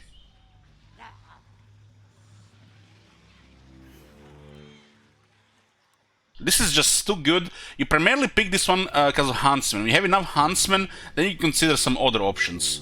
But this early huntsmen, they're just too good. Because think about it, they're 50% off, and they can be another 15% off, and they get powerful buffs in this guy's army.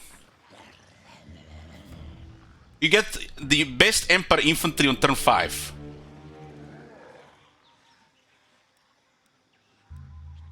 Getting a great cannon would be cool as well, but huntsmen. It's all about huntsmen to unlock as soon as possible. 1 greatsword is beautiful. This is a little bit too much, I think. Even if this was like 1 greatsword, 1 halberdier, and 1 huntsman would probably still be the best option. That one is a little bit OP compared to the other options. And now we have recruit from the Imperial Supplies. We can recruit rank 2 units. And look at this. They don't cost anything. They're already arrived here. We just have to add them to the army. The greatswords murder even the Saurus, especially with buffs. They do have armor piercing, anti-infantry bonus, and their armor themselves. They also kind of outnumber the Saurus, so the Saurus have better range. These are just beautiful units this early. My problem here could be this guy's retreat. This guy's retreat. My arrow flies true. So how do we do this? What does the Emperor bid? We could attack with this guy, which will give them a little bit higher chance. It's in range. I worry they might still retreat. I worry they still might retreat.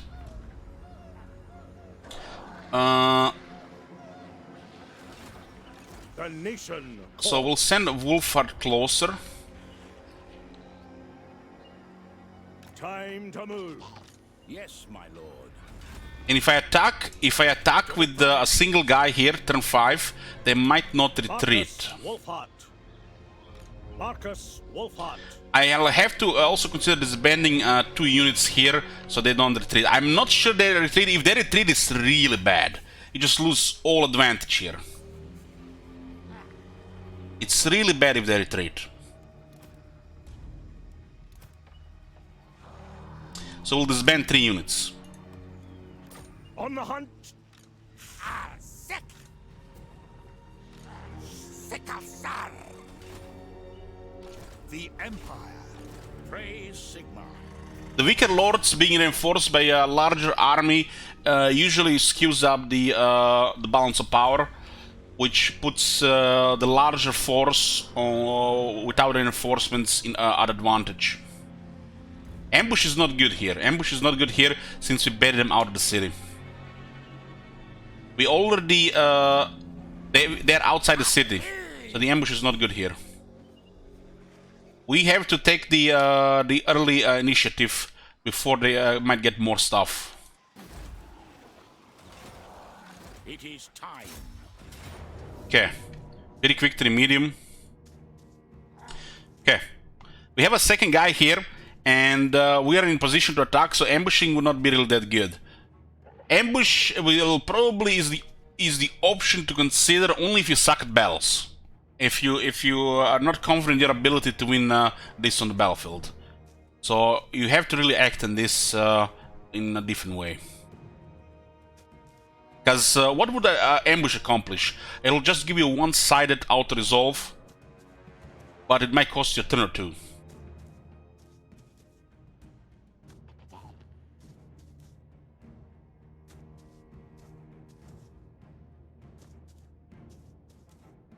So this really went our way. We're just in a smooth battle here. Not to underestimate the Red Crested Kings. They'll butcher infantry, but we could separate a couple of them from the rest. They are vulnerable on arrows. The Saurus don't even have shields. The Lord is also kind of weak. That Lord is a little bit better than rank 1 Saurus old one due to being faster, but only in rank 1. Yes.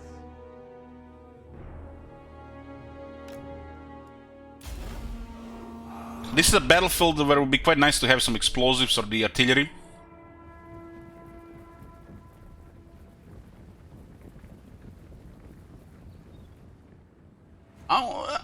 Is it really get shreked? We can add new units to the army that just will become available, and we need to disband some units to add this into the army. So we still get add those units. So I think this ban here was the safest option. Taking position.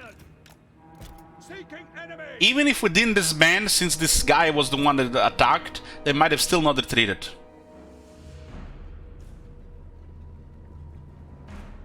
Huntsmarshal. For the Emperor. Quick march. Because we have to still disband units anyways to get the new one room for the new ones. Swordsman. By Dome. This is our battle line. We'll mix these units around. Spearman. Swordsman. Taking position. Faster. Sir. Ranged weapons ready. Formation. March.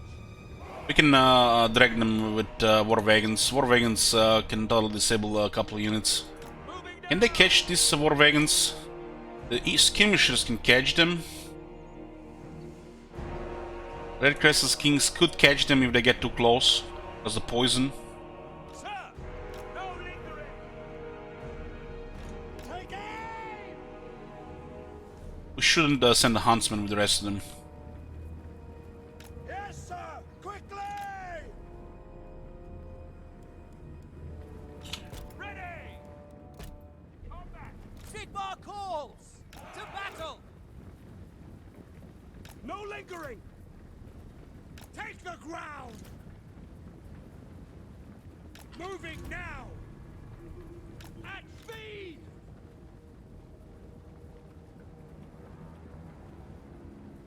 Moving now. Formation, march. At your service. And this guy's a little bit wider. Go. For the twin-tailed comet. By God, Miraz! They have 36 speed on Marcus Wolfhard. Should be enough to get close to the army. The Empire endures! As one, march! Marcus Wolfhard! He has stock, Pilots are moving, one airplane, no snipe. Not even sure that the Lord is worth shooting. It's a smaller target than the other guy, but it's more vulnerable to his projectile. There's no shield. Homing in. Yes, General. A little bit harassment and just get him into our position. We could also tag their army with a couple of harassers. That's usually the ideal. Harass them with a couple of units like Wood Elf style, and pull them on your main force. Hopefully they get tired by then, and then just crush them. That's why the war wagon is good to split some of their units, so they don't have to deal with the main force, or you just exhaust the rest of the army. These units are quite weak to war wagons. These guys are still amassing experience for better accuracy though.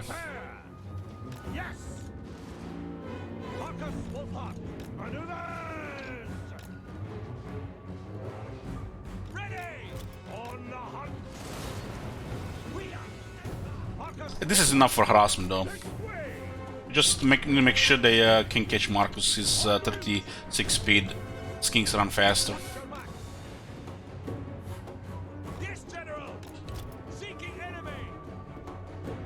Let's move this a little bit around here.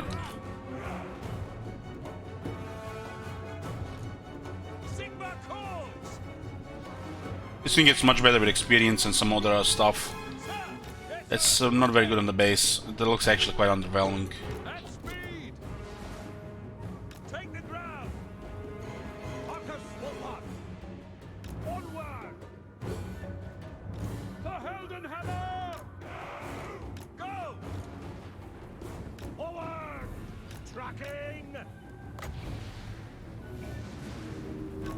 I'm a single entry. Taking position. Go. Ready. Right. To battle. En route. They did a lot of they're doing damage. They're shooting different entities. To battle. For the Emperor. I'm gonna pull these guys into archers. Sir. Yes, sir. Quickly. Loaded, sir. Stay close. Yes, sir. Quickly. By Sigmar's will! We are Sigmar's heirs! I don't really care about the skill cohort. We really need to shoot the AP guys. No lingering! Sigmar calls! In my sight! Sigmar! Block the charge here at least. What do you bid? Yes, General! Try to shoot those Saurus there. We obey! Sigmar calls! Charge! Yes, my lord! For the Emperor! For the Warhammer! Engage! Equipped for the Warhammer! Ronald's End, we're ready! Ready! Ready! Whoa! Missile infantry! This thing is actually getting really bad here. We should have kept the other guy in the middle. We need to rout these guys before they rout our guys. We don't have the technology against Lism right now, so our infantry is not that good. The archers are doing enough damage though. Okay, we routed those two with a flanking maneuver there. Missiles at the ready! Sigmar calls! No lingering! Conditions acceptable! Understood! Yes, sir! Ready! Destroy! Formation! March! Go! These guys are almost routed here. If we had fear, we would have been routed. Might not be enough to flank them for a leadership penalty. March! Moving now! It was enough for one of them. At speed! Conditions acceptable! The Heldenhammer! Our infantry is holding, that's what matters. They're not routing. The router would have been pretty bad. Northman! Ready! Sir! Those kings are running so fast. Yes, General! Yes, General! For the Emperor! I think the army losses are building up. Missiles ready! Formation! Ah! General! It's nice to have a mobile unit, even if it's not really a damage dealer. On the hunt! This way! The skins are very good at surviving from a fight like this. Because they're fast to run away. Yes, sir. Sigma, guide us. Yes, my lord. For France. Some of them have the buff for the Yes, General. speed.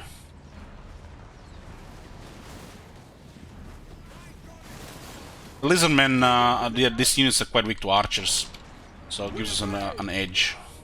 Sigma calls. 7,000 damage on the War Wagons is good enough, considering it routed 2 infantry units as well by engaging in melee, while shooting at the same time. Having a unit like this in some battles does help quite a bit. But once your army gets, you know, with artillery, various buffs, wizard, the War Wagons kind of lose their edge. But in a shit army like this on the low tier, can help divert some stuff. They can tank with 90 armor compared to these guys. This unit can take 3,000 damage and still be full when the battle is over. Well, you can't say that for any other unit in the army, except maybe the character, right? The character will still have to replenish though, but War Wagons, 4 entities, they get healed at the end of the battle. Yes, General. Formation, march for the Emperor. Take the ground. Don't we want to kill this guy? Do we want to kill this guy? I'm not sure what kind of movement we have. At will. We do have plus 60%. March. This unit gets really accurate with the experience. We are almost on out of armor, so they had ammo for 10 minutes. Go. 9,000 damage. I mean, look at the damage taken. They're taking nearly 2,000 damage, but there's no casualties. This unit is full health. Battle is over, the heal. This is not a single anti-unit like Lord where I need to replenish. This unit does not replenish, this unit heals. Same as this 42 spearmen. This is not their real health. They're gonna be full health in the end of the battle.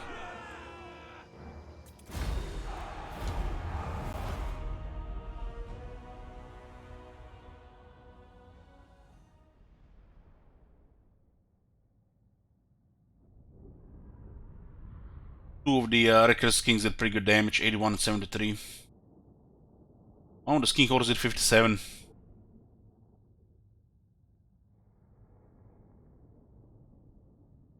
Was the arch charge malintentional? No, I forgot to put the guard mode. I forgot the guard mode. No, it happens. So one of the archers that went through the swordsman made the swordsman take less damage while they were sharing damage in melee.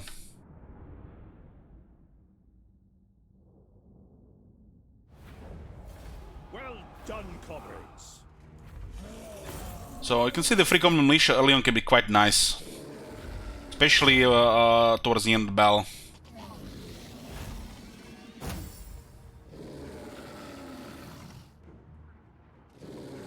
Free company militia MEP. We should not be dropping a replenishment here. The money is okay. The extra 4 leadership made all the difference for this battle compared to the first battle. As you seen what happened in the first battle, they started routing. This time we had actually more leadership. We also had more numbers. Less penalties. The enemy was getting the penalty this time. Sigma compels us. I will marshal the men. Yeah. 8 units have survived here. What? We don't want them really to replenish.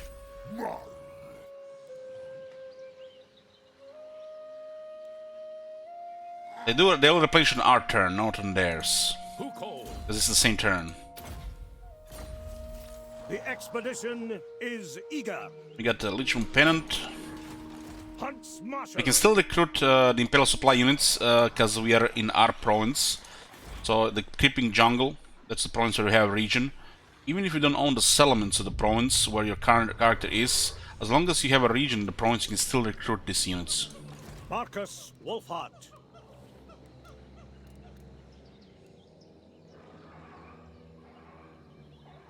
These are excellent units. This unit is a little bit overpowered, really, at this stage. So if you kill the lord, do they replenish? No, that's not how it works. If you do it on their turn, if you do it on your turn, no. If they lose their lord on their turn, maybe. But no, it has to be. It has to be for this to actually do anything. It would have to happen on this faction turn, on a faction that acts after this faction. So once your turn ends, it's the same turn, but it's now their turn. So if this faction turn is done, and another faction that acts after them kills the lord, they will not get replenishment. But on their faction turn, they will pick a new lord, and the replenishment happens at the start of the player turn, because that's the start of a new turn. Yes. But if it happened after the turn was over, during the same turn, they will not get an replenishment. Another trophy for the Huntsmarshal. So Fearless. we will not have a siege attacker here. My arrow. We could have used the witch hunter, but we also want to unlock the paladin. Praise Sigmar. Marcus Wolfhart.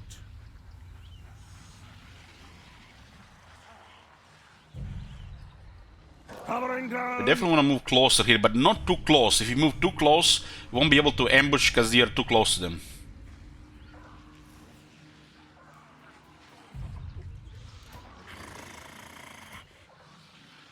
The nation. And we'll add all 5 of these. So some really good units. And I think we'll see 800 in rank 2. That is strange.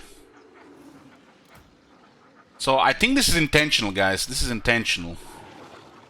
What's special about these units? For some reason, these units require less experience for the next rank. This is a rank 1 Huntsman. Currently requires 404 for next level. This one on rank 2 requires 800 here.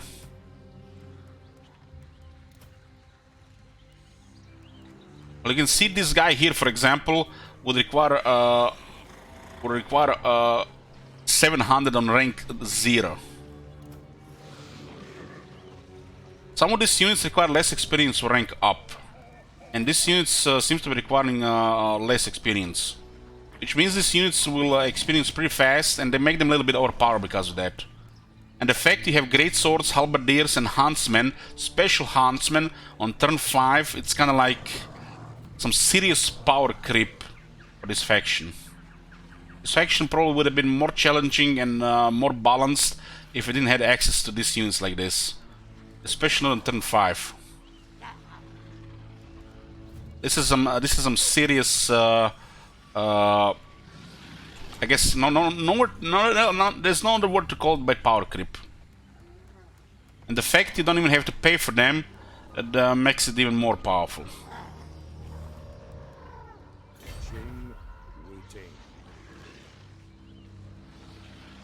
Yes, my lord. I'm hoping Marcus stays hidden and we get a good ambush here. What?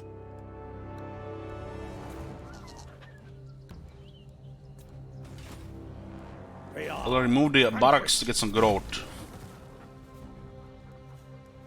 This area could get targeted as well. We could also just build a smaller wall. Military presence 2, which means I think we see this element here. So means in this element here there is 4 to 5 units. 4 to 5 units.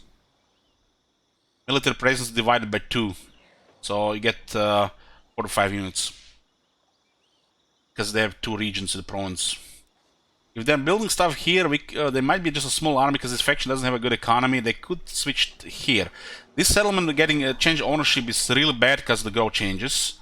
So we might consider getting just extra garrison here. The Emperor garrisons are pretty good, some of the best. And the technologies make them even better.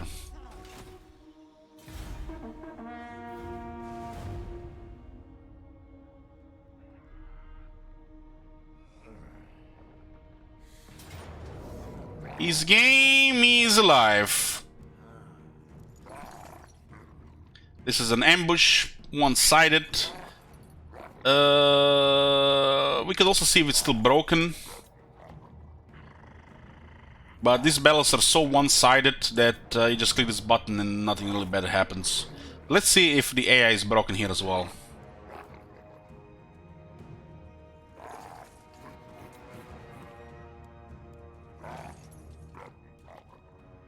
Will they survive if we don't auto-resolve though?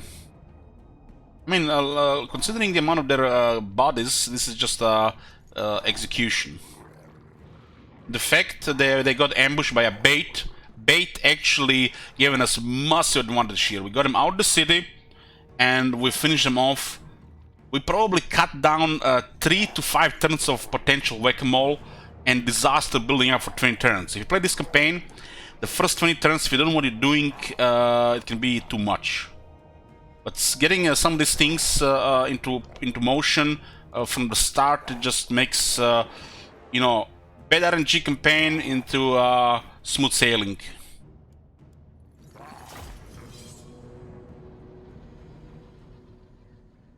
Marcus Woolhard will ambush nearly all the time. The only time he's not gonna ambush if the enemy has ambush defense. It's his specialty. So if he stays hidden, he'll ambush. It's a near guarantee. If you get ambusher, it's gonna be even higher chance. So what's the problem with the AI right now during ambushes? They're broken. They pretty much go left, right, and just get shot down. Some of their faster units might disengage, but even if it is still working, battles like this are absolutely one-sided, because by the enemy get their bearings, they already got shot 3 times.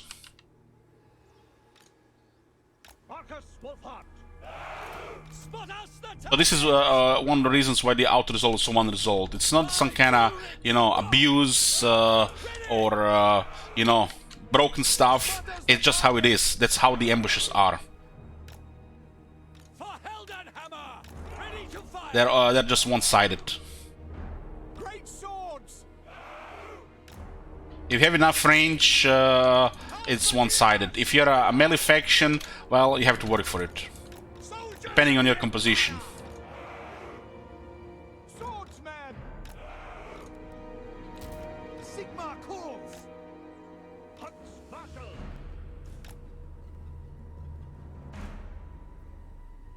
Finding range, sir! The Empire endures! Free company! Marcus Wolfhard! Ready! If you get closer, you might activate their different behavior. Let's see. Hey Rock, started playing Battle Brothers. It's a gem of a game for sure.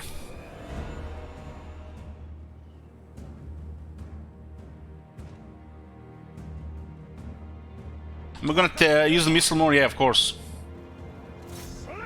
Yeah, it's still broken. This reminds me of the broken AI from Pre-Total Wars, especially Medieval 2.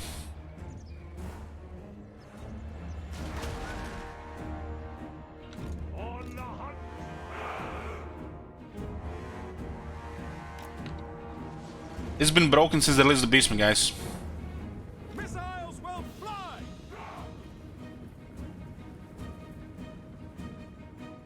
Depending on their composition, they might activate some behavior, but yeah, we should have just auto-resolved. This is just execution, this is not a real battle, but you can see the AI is clearly broken, so don't trust what those people already say. They have no idea what they're talking about. I would tell you that 7 out of 10 of these battles were broken. Even if they had a full army here, they would have done the same behavior.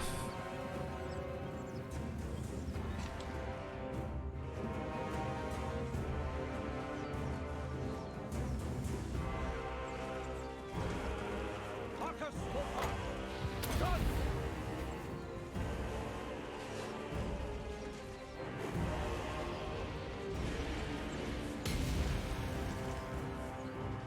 It's slightly higher damage than his projectile, because probably because of the anti-large bones, though. This guy is large. Marcus, Wolfhard.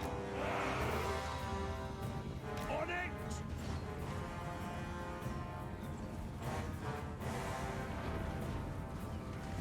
Stay close. If you get too close, they might activate. Conditions acceptable.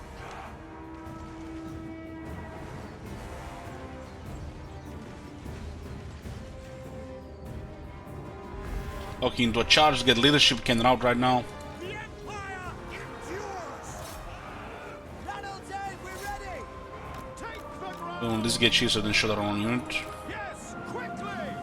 Go. Your orders. Sir. Very well. This way. Ronald's aim. The Huntsmen have 8 anti-large on their shot.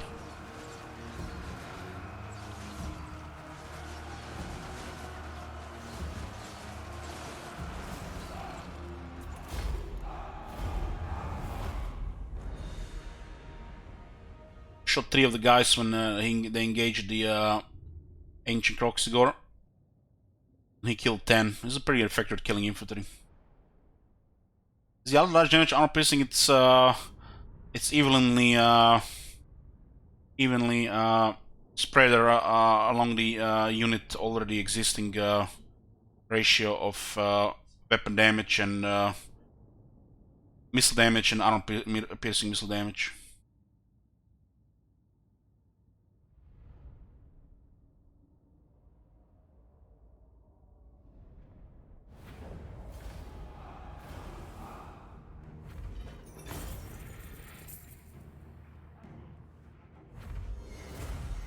Mentor's Sword, it's actually a very good weapon to get here. Especially for one of the heroes. 9 seconds, but you know, it still helps. We'll keep to execute captures, keep up the buff running. This one will eventually get into like 50 plus turns. Don't want to drop replenishment right now. Your deaths shall be a warning. And the Tlaxlan are no longer any threat to us. We have pretty much cleared them. This could have been another hunter plus 10% ambush chance. Huntsman of the This is, you know, just experience at work here, guys. Experience at work. If you try to apply knowledge like this, you know, difference between early campaign that might look difficult opening and smooth. It could be just, you know, just game knowledge. Like knowing what to do in with factions like this, it's just goes a long way. You'll be one of those people that just, you know, practices early start, or you can just try to just, you know, go for what you think might be the best.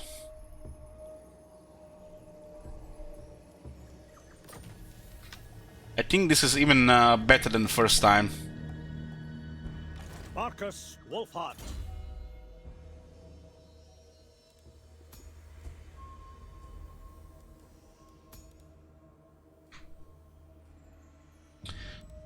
Pistol Core is quite a strong buff. I feel like Pistol Core should work on the war wagons. That's what's been oversight. They should have not been really on Mighty Forge. I feel like they should have been probably... could have been on a boat. Could have been on the boat as well. And Iron Field is not here.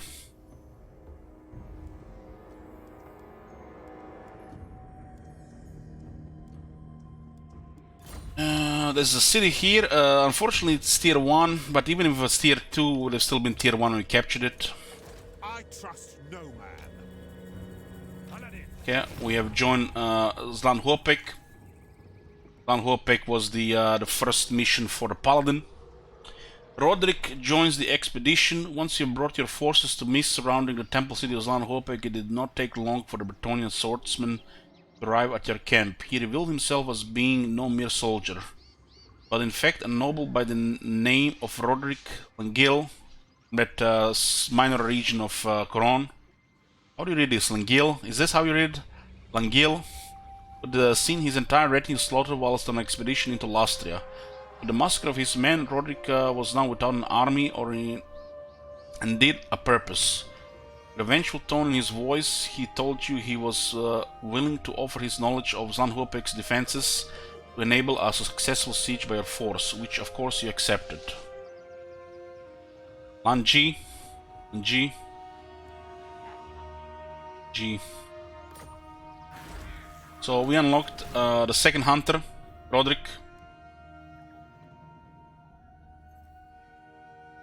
So his second chapter is Roderick's Vengeance. The Bretonnian noble Roderick Langy appears to be a man of great physical strength and fortitude. He must be, for he has witnessed many terrible things on his doomed journey.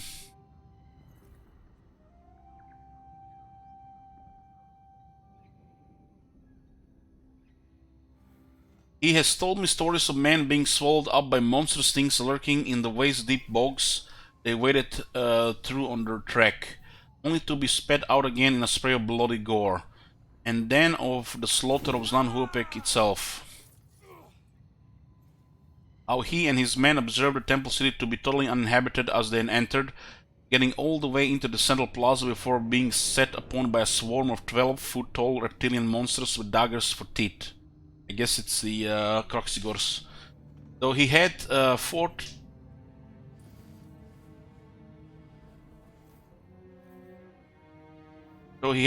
out of his skin to survive and escape, in reality many of his men had fell trying to protect him. Roderick clearly yearns for vengeance, but there is also a downtroddenness to his character which I think goes far deeper than just the recent loss of his men. Maybe it is the reason why he came here in the first place, which he hasn't really talked about. Right now, Zandvoort is in range for a potentially successful assault, which needs to be capitalized upon without delay. So we have to capture the settlement for the second chapter. A personal revelation, a fine tool, or perhaps magical boom, a choice of reward will soon be avail themselves to you. A dilemma offers a choice between powerful rewards.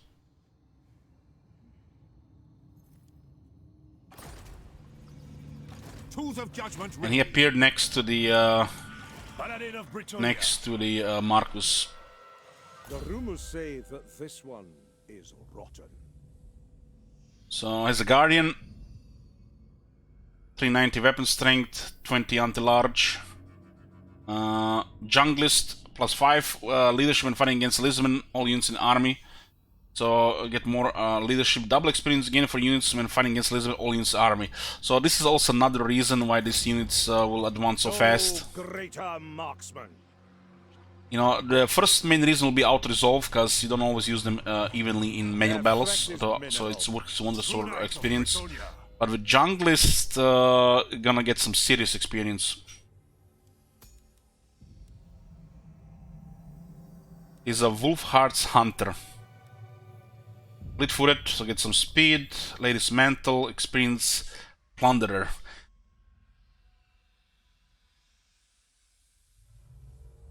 Okay, faction-wide more sacking and post-battle loot.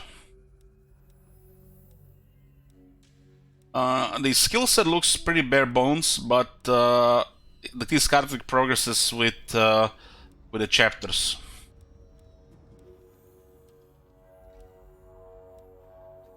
Also get a massive public order if we decide to go for lightning strike. Fortunately, this city is walled. The nation calls.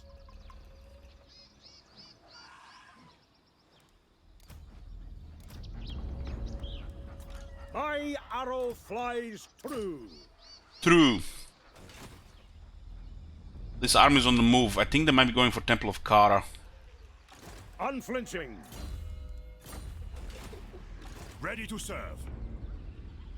They...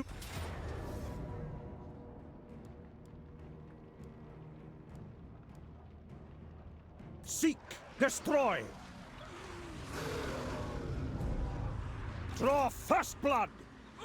We'll put him in the army considering fighting the lizardmen. They will These fall. units here getting experience is seriously overpowered. And they'll get double with I've got this your guy. backs, so watch mine.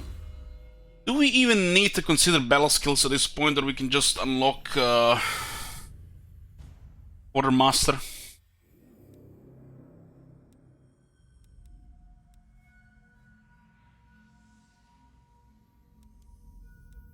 And immediately start unlocking his unique skills as well.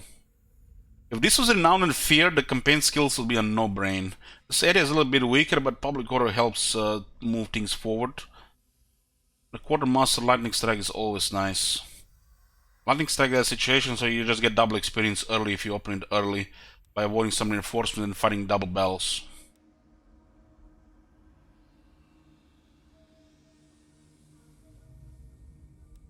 The amount of experience available to this faction is kinda disgusting.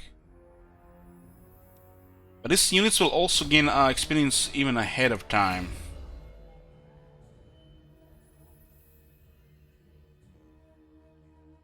I think Pistol Core is the way to go. The Pistol Core makes the Huntsman very strong. As they get experience, the ammunition will be even better, and with more damage they get experience even better. So the battle skills is the way to go here. This is just a regular campaign. The Quartermaster would probably be still the best option. But considering, because these units are quite overpowered, in my opinion, this early. Especially if it's smooth sailing. So we'll go for Pistol Core. Pistol Core will make them even more overpowered, but considering how fast they might get high rank, we wanna unlock the Sharpshooter early. Then it's just click, click, click, click, click, click, click, click, click, click, click, click. Yes, my lord.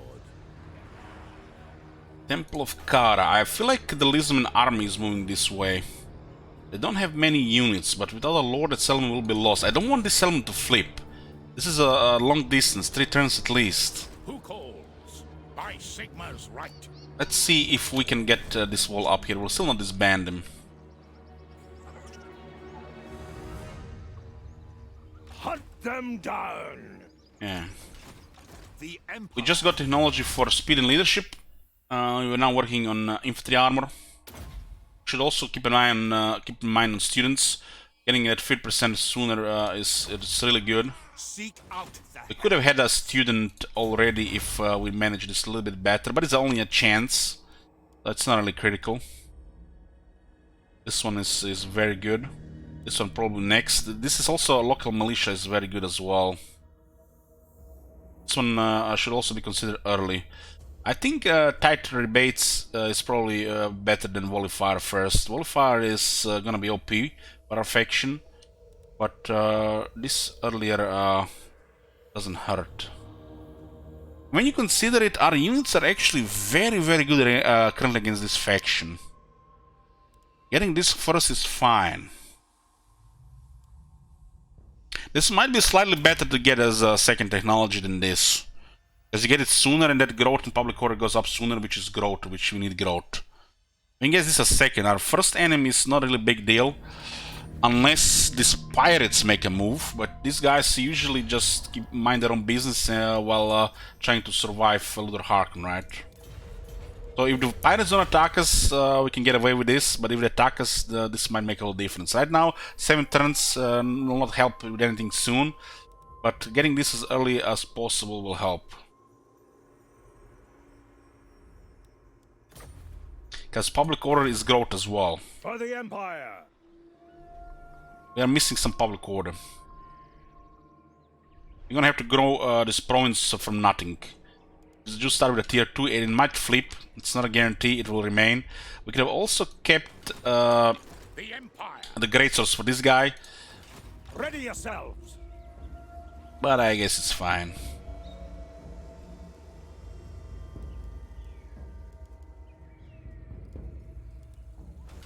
Yeah.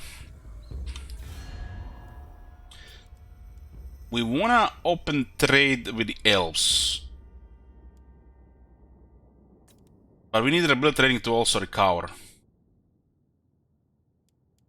We have access to some really powerful stuff to make the campaign very smooth with these factions. But they're 7k each. If you have option to trade with the elves, they usually just accept it.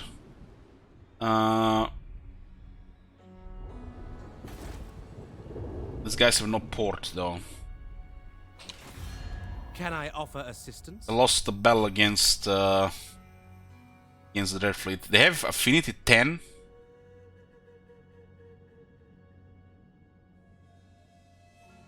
Where's this tank coming from? To the provinces.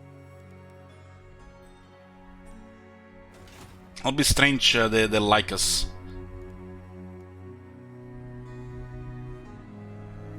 Hunt them down. This guy's probably way better with the They'd better fight. with some of these items here. We don't want Marcus Woolhart tied down. He's fast enough to disengage when they get close. Tremendous Sword is better here. This guy's a tank.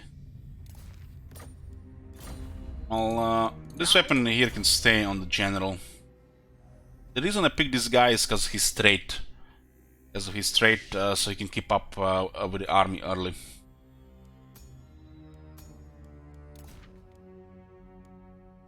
Okay, this is end of turn 6.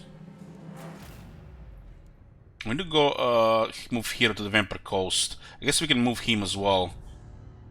This guy should be considered on the campaign map, so we get 1 spy, and he might be quite successful in harassing. If there is an army coming through the jungle, we block them, and they're gonna wish they were not coming in the first place. They will fall.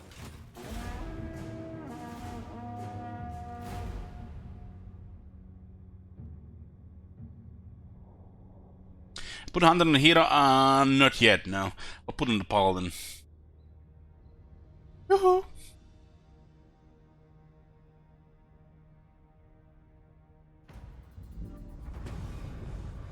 Ready yourselves. The rumors say that this one is rotten.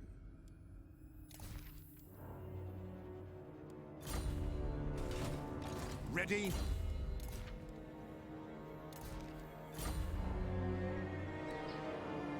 On march. Encounter the Awakened. Skaven moving around. Let's see. I'm guessing they're moving towards Temple of Kara. Fell the cretins. Ready. It is for the best. What?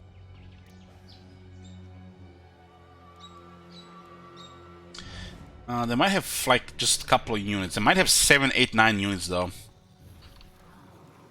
We can't take that risk. We can't take that risk. We'll handle this. It's a decisive victory with low casualties. Let's get this done. Mainly on some melee stuff. The Emperor claims this place. Another peasant. Damage was a little bit high on the melee stuff, but doesn't really matter that much. The second halberd taking massive damage. Getting some more experience here. Your military activity has heightened the enemy aggression towards the expedition, increasing the hostility level. Imperial supplies will now be dispatched more often.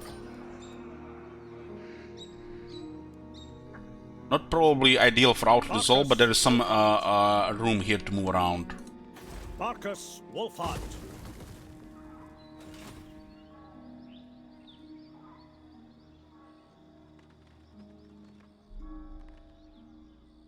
Timer down. That timed option was my most nefarious scheme yet. Only poofed 108,000 shekels. Marcus Wolfhart. Yeah, got a pistol core up. Pistol strength for the range. Traitors always get found out in the end. And this guy has 34 speed, 95 armor. 5 attack is quite nice here.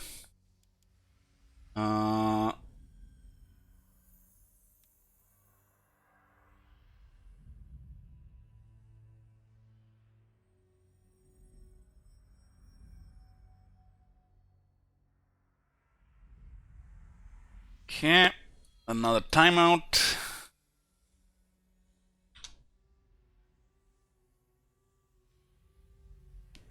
Okay, clear. Think the stat he needs the most is speed. Stat he needs most is the speed. 5 more attack at this base is actually a lot. I'll go 5 attack and then I'll go speed for this guy. Training is not good enough. Marcus Wolfhart.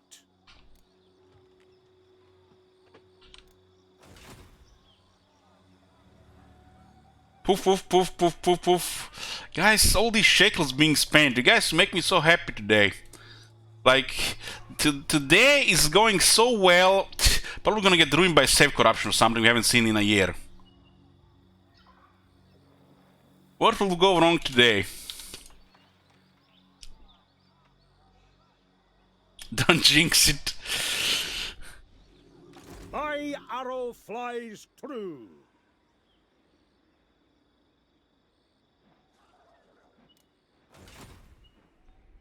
Okay, we should be unlocking the other guys here as well. We should send Wolfhart. we should probably send this guy to the mountains next turn.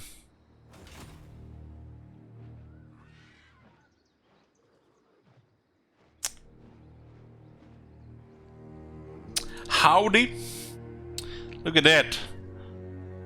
Howdy. My name is Jed Masterson, and I'm a caravan boss for the Happy Trails Caravan Company. If you're hearing this, I have a job offer for you.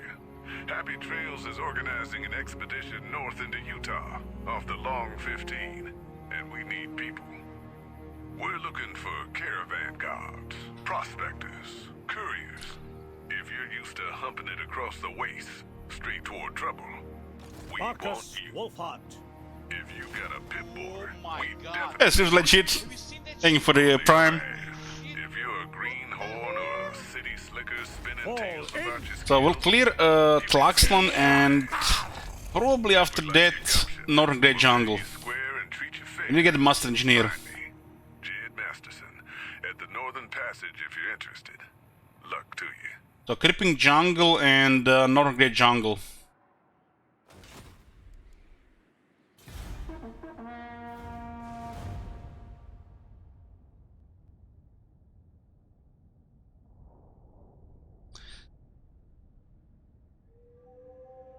Guys, what the hell are you doing? Make me work here on these commands here, but all the shekels go poof, I guess I'll take it. Respect is earned. Runes can go timed out twice.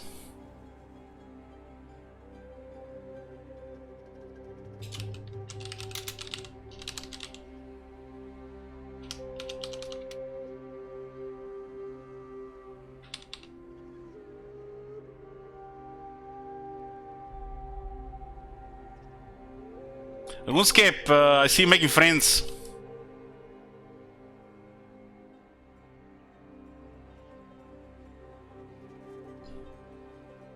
Howdy. My name is Jed Masterson, and I'm a caravan boss for the Happy Trails Caravan. Okay, guys. Enough cleaning here, I'm gonna get a coffee. I have a job offer for you. Happy Trails is organizing Better an back. expedition north into Utah, off the Long 15, and we need people. We're looking for caravan guards, prospectors, couriers. If you're used to humping it across the waste, straight toward trouble, we want you. If you got a pit boy, we definitely want you. On the other hand, if you're a greenhorn or a city slicker spinning tales about your skills, you can kindly go hang. If we like your gumption, we'll pay you square and treat you fair. Find me, Jed Masterson, at the Northern Passage if you're interested. Luck to you.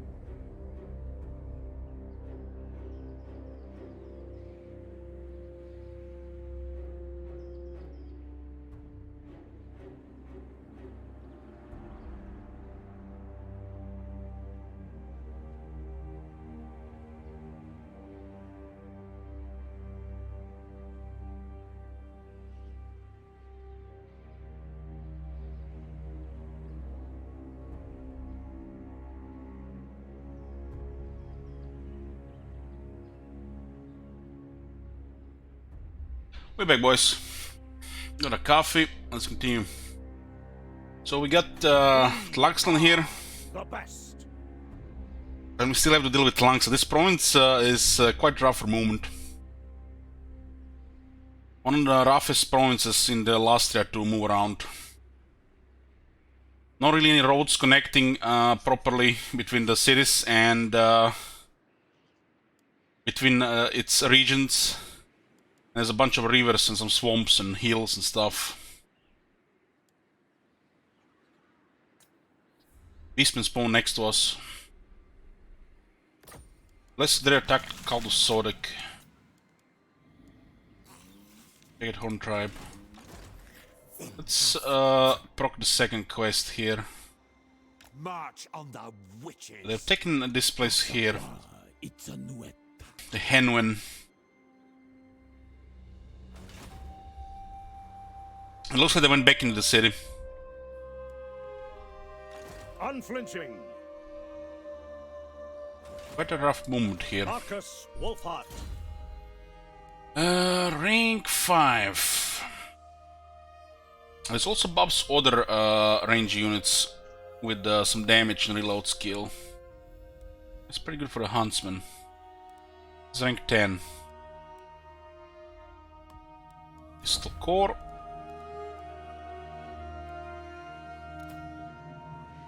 Now they're at 4 AP here now. Marcus We just need to go after this. Go to the area here. Marcus So Wolfhart. get a turn of replenishing. We're taking a little bit too much damage in this auto resolve here, but whatever. Some growth and replenishment here. So, Send this guy around. to strengthen the Empire. Someone is trespassing in Greenskin territory. Oh my god. Have you seen that shit? Holy shit. Hey, Chris Tourist, thank you 6 months. One of favorite campaigns to watch. Seen the first one? What does the Emperor bid? I will marshal the men. We'll go through the jungle here.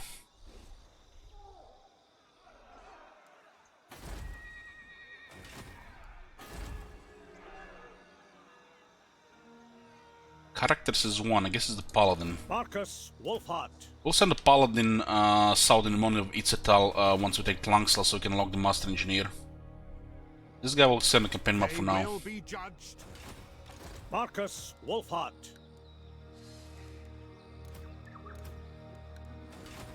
Yes. This one points toward Taskmaster. Peasants. Time. Local region.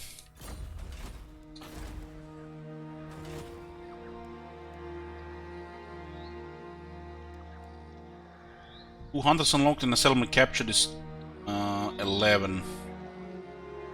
We need 20 here, huh?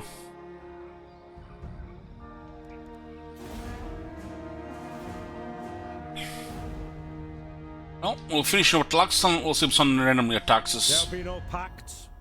Leave, or I shall exercise my right to execute. Minus 14 inversion, minus 10 ruler's prejudice. Okay, we got another enemy. Hasn't even finished his own guys and he declared war on us. It's unexpected. There are better ability rating and better relations.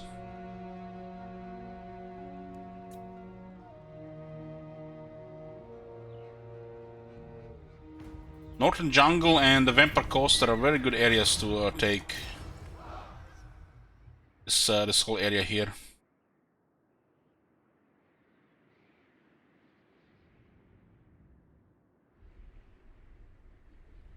Get killed in the Club Viper Temple. Those guys are no joke. You get killed by charges or something else. It is time. Onwards. One half finds the lead.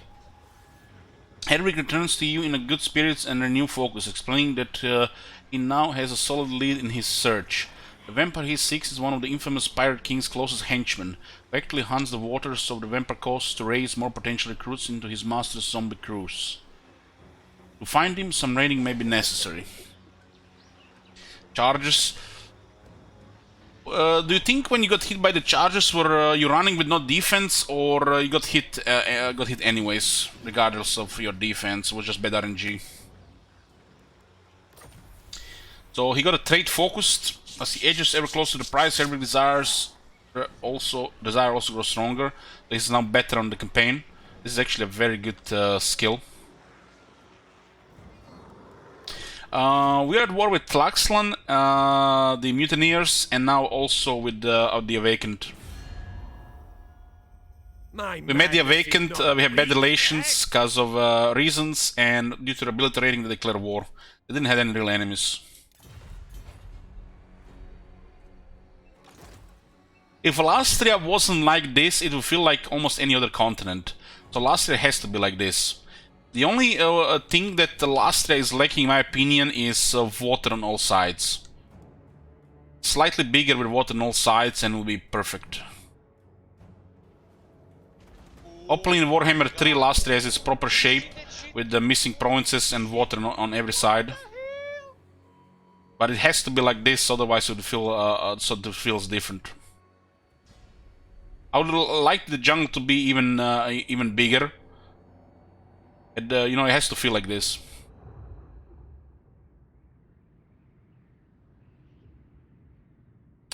Toka says, I just tested Marcus Quilkin custom battle. First ability shot on full HP Beastman Giant did 420, second did 0. Yeah, I might be bugged.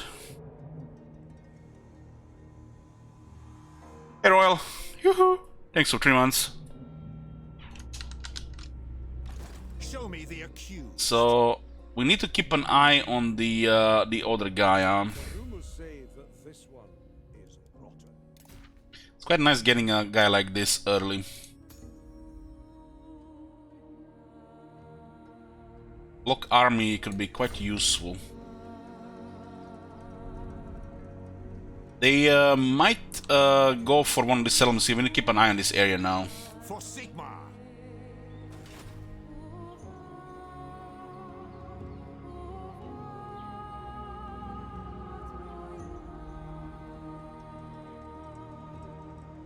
Huntsmarshal. I want to send Roderick into the mountains so we can unlock the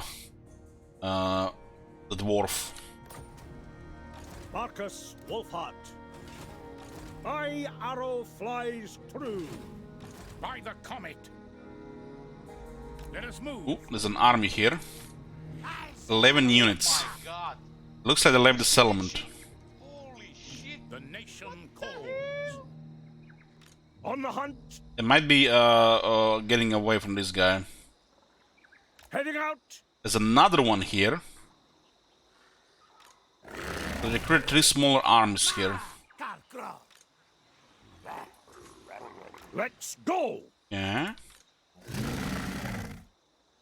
We'll stay in a march stance here. Hey Ponko, thank you for 12 months. Yoo-hoo!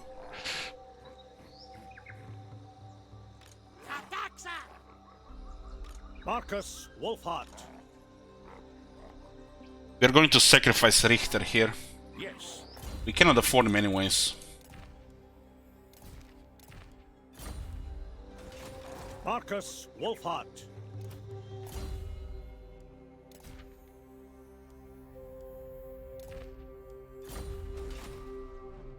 Oh, that is okay damage on a giant, but still nothing special. Trust no man. It's just, I feel like it's average for a special ability.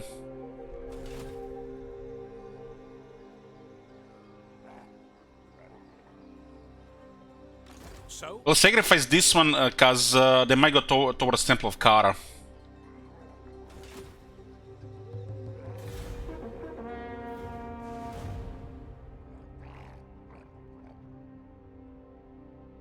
Vampire Coast could also just be lining for our capital.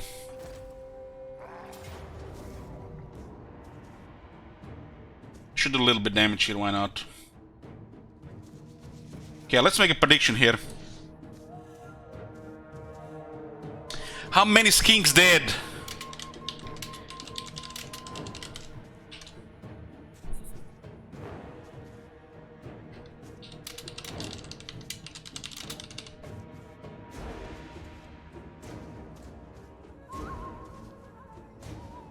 Let's go.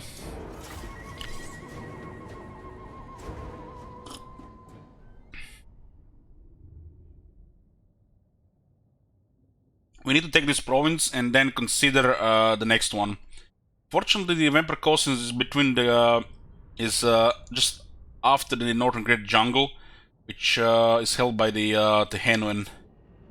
The Tehenwen's province is the best one to expand into second one, and then the Vampire Coast, I guess, a third one. Then work with the High Elves, hopefully before they get overrun by Dark Elves or the Skaven. Then go towards Itza. But sometimes it'll open up differently, right? Empire marksman!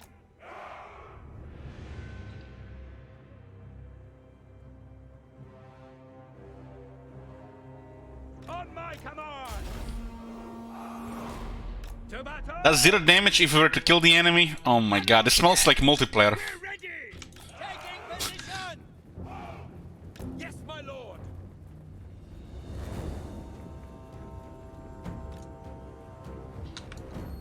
Yes, sir!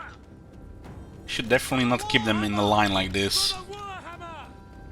At speed! They do have some melee units. We are They'll just go directly on us. Holy shit, what is this prediction? Over 200? What? Where, you guys mad?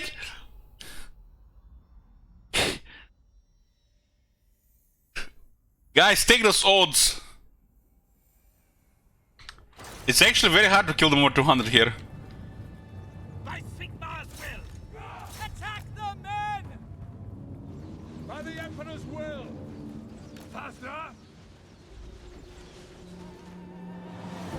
For Heldenhammer! You need to get lucky and pin some of this unit here. We are Sigmar's heirs! Yes!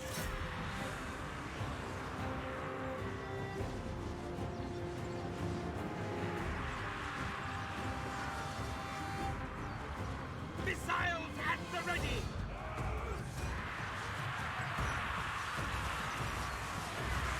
No, the skinks are too fast. They this is the air behavior. They separated their units. It was down to air behavior. I command here!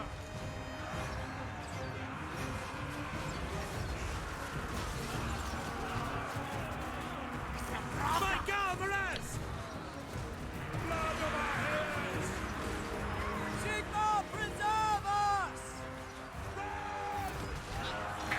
You also have to consider that we are exhausted, so we do less damage, less shots.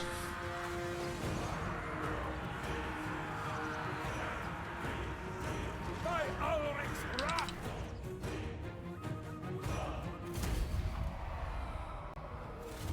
127.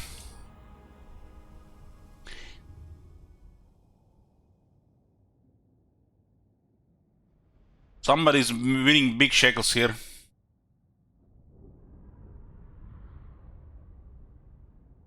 $160, $160. Not 127. 160. So 40 was a difference.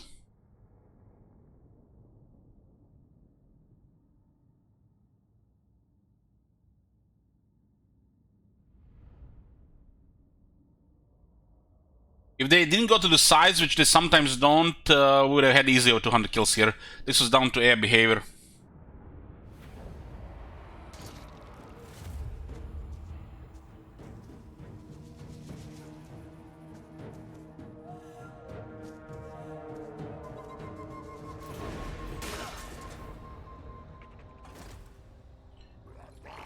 He's going back to recruit.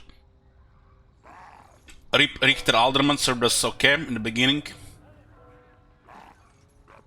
How much shekels did you make, Scotty? You guys, why give so much shekels to Scotty? Famine in the Empire. Many of the Empire's best hunters are employed by your expedition. This has caused a problem back home in the provinces, where the paucity of good hunters has resulted in an explosion in their population.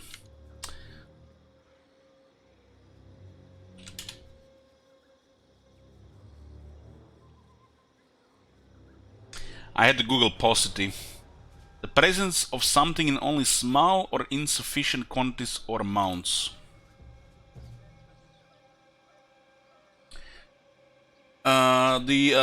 Prolifically multiplying herbivores have been feeding on pastures used by livestock farmers, in turn affecting food supplies in villages and cities that traditionally depend on animal husbandry for food. The pockets of famine have also caused disease outbreaks which are threatening to get worse. Ad stream coming. Nobody would end the Empire campaign. Only Shit Wizard does shit like this. Ending Empire stream.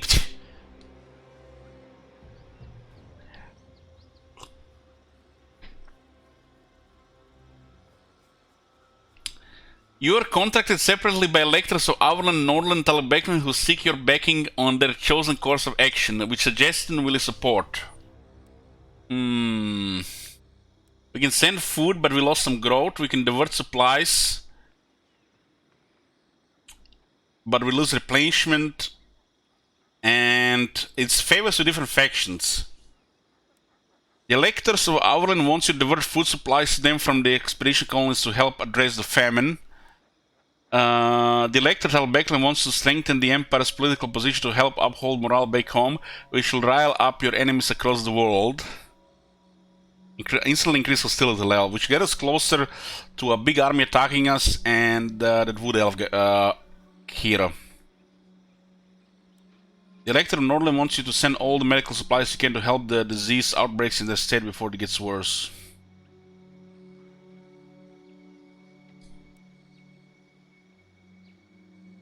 Elector Talbeclan wants to strengthen the Emperor political position to help uphold morale back home, which will rile up your enemies across the world. So our land special rewards, huh? I don't even remember what's so special about these things, but it could be their special units. I don't think we want to increase hostility level right now. That's actually be quite bad. The random army, I'm not sure exactly how it would work if it gets up earlier. I think the best option here is to lower the growth. You get to lose 15 growth. So we'll send food to our land.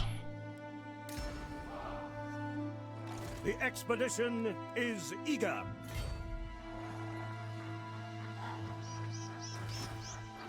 The Empire have authority here. These guys look like they're gonna retreat though. Wolfhart!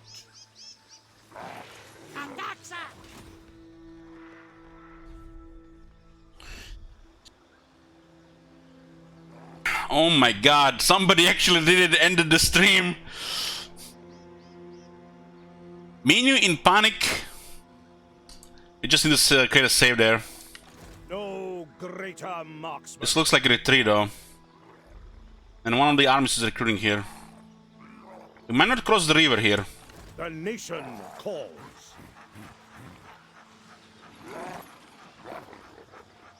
This is actually a bad position to be on this side.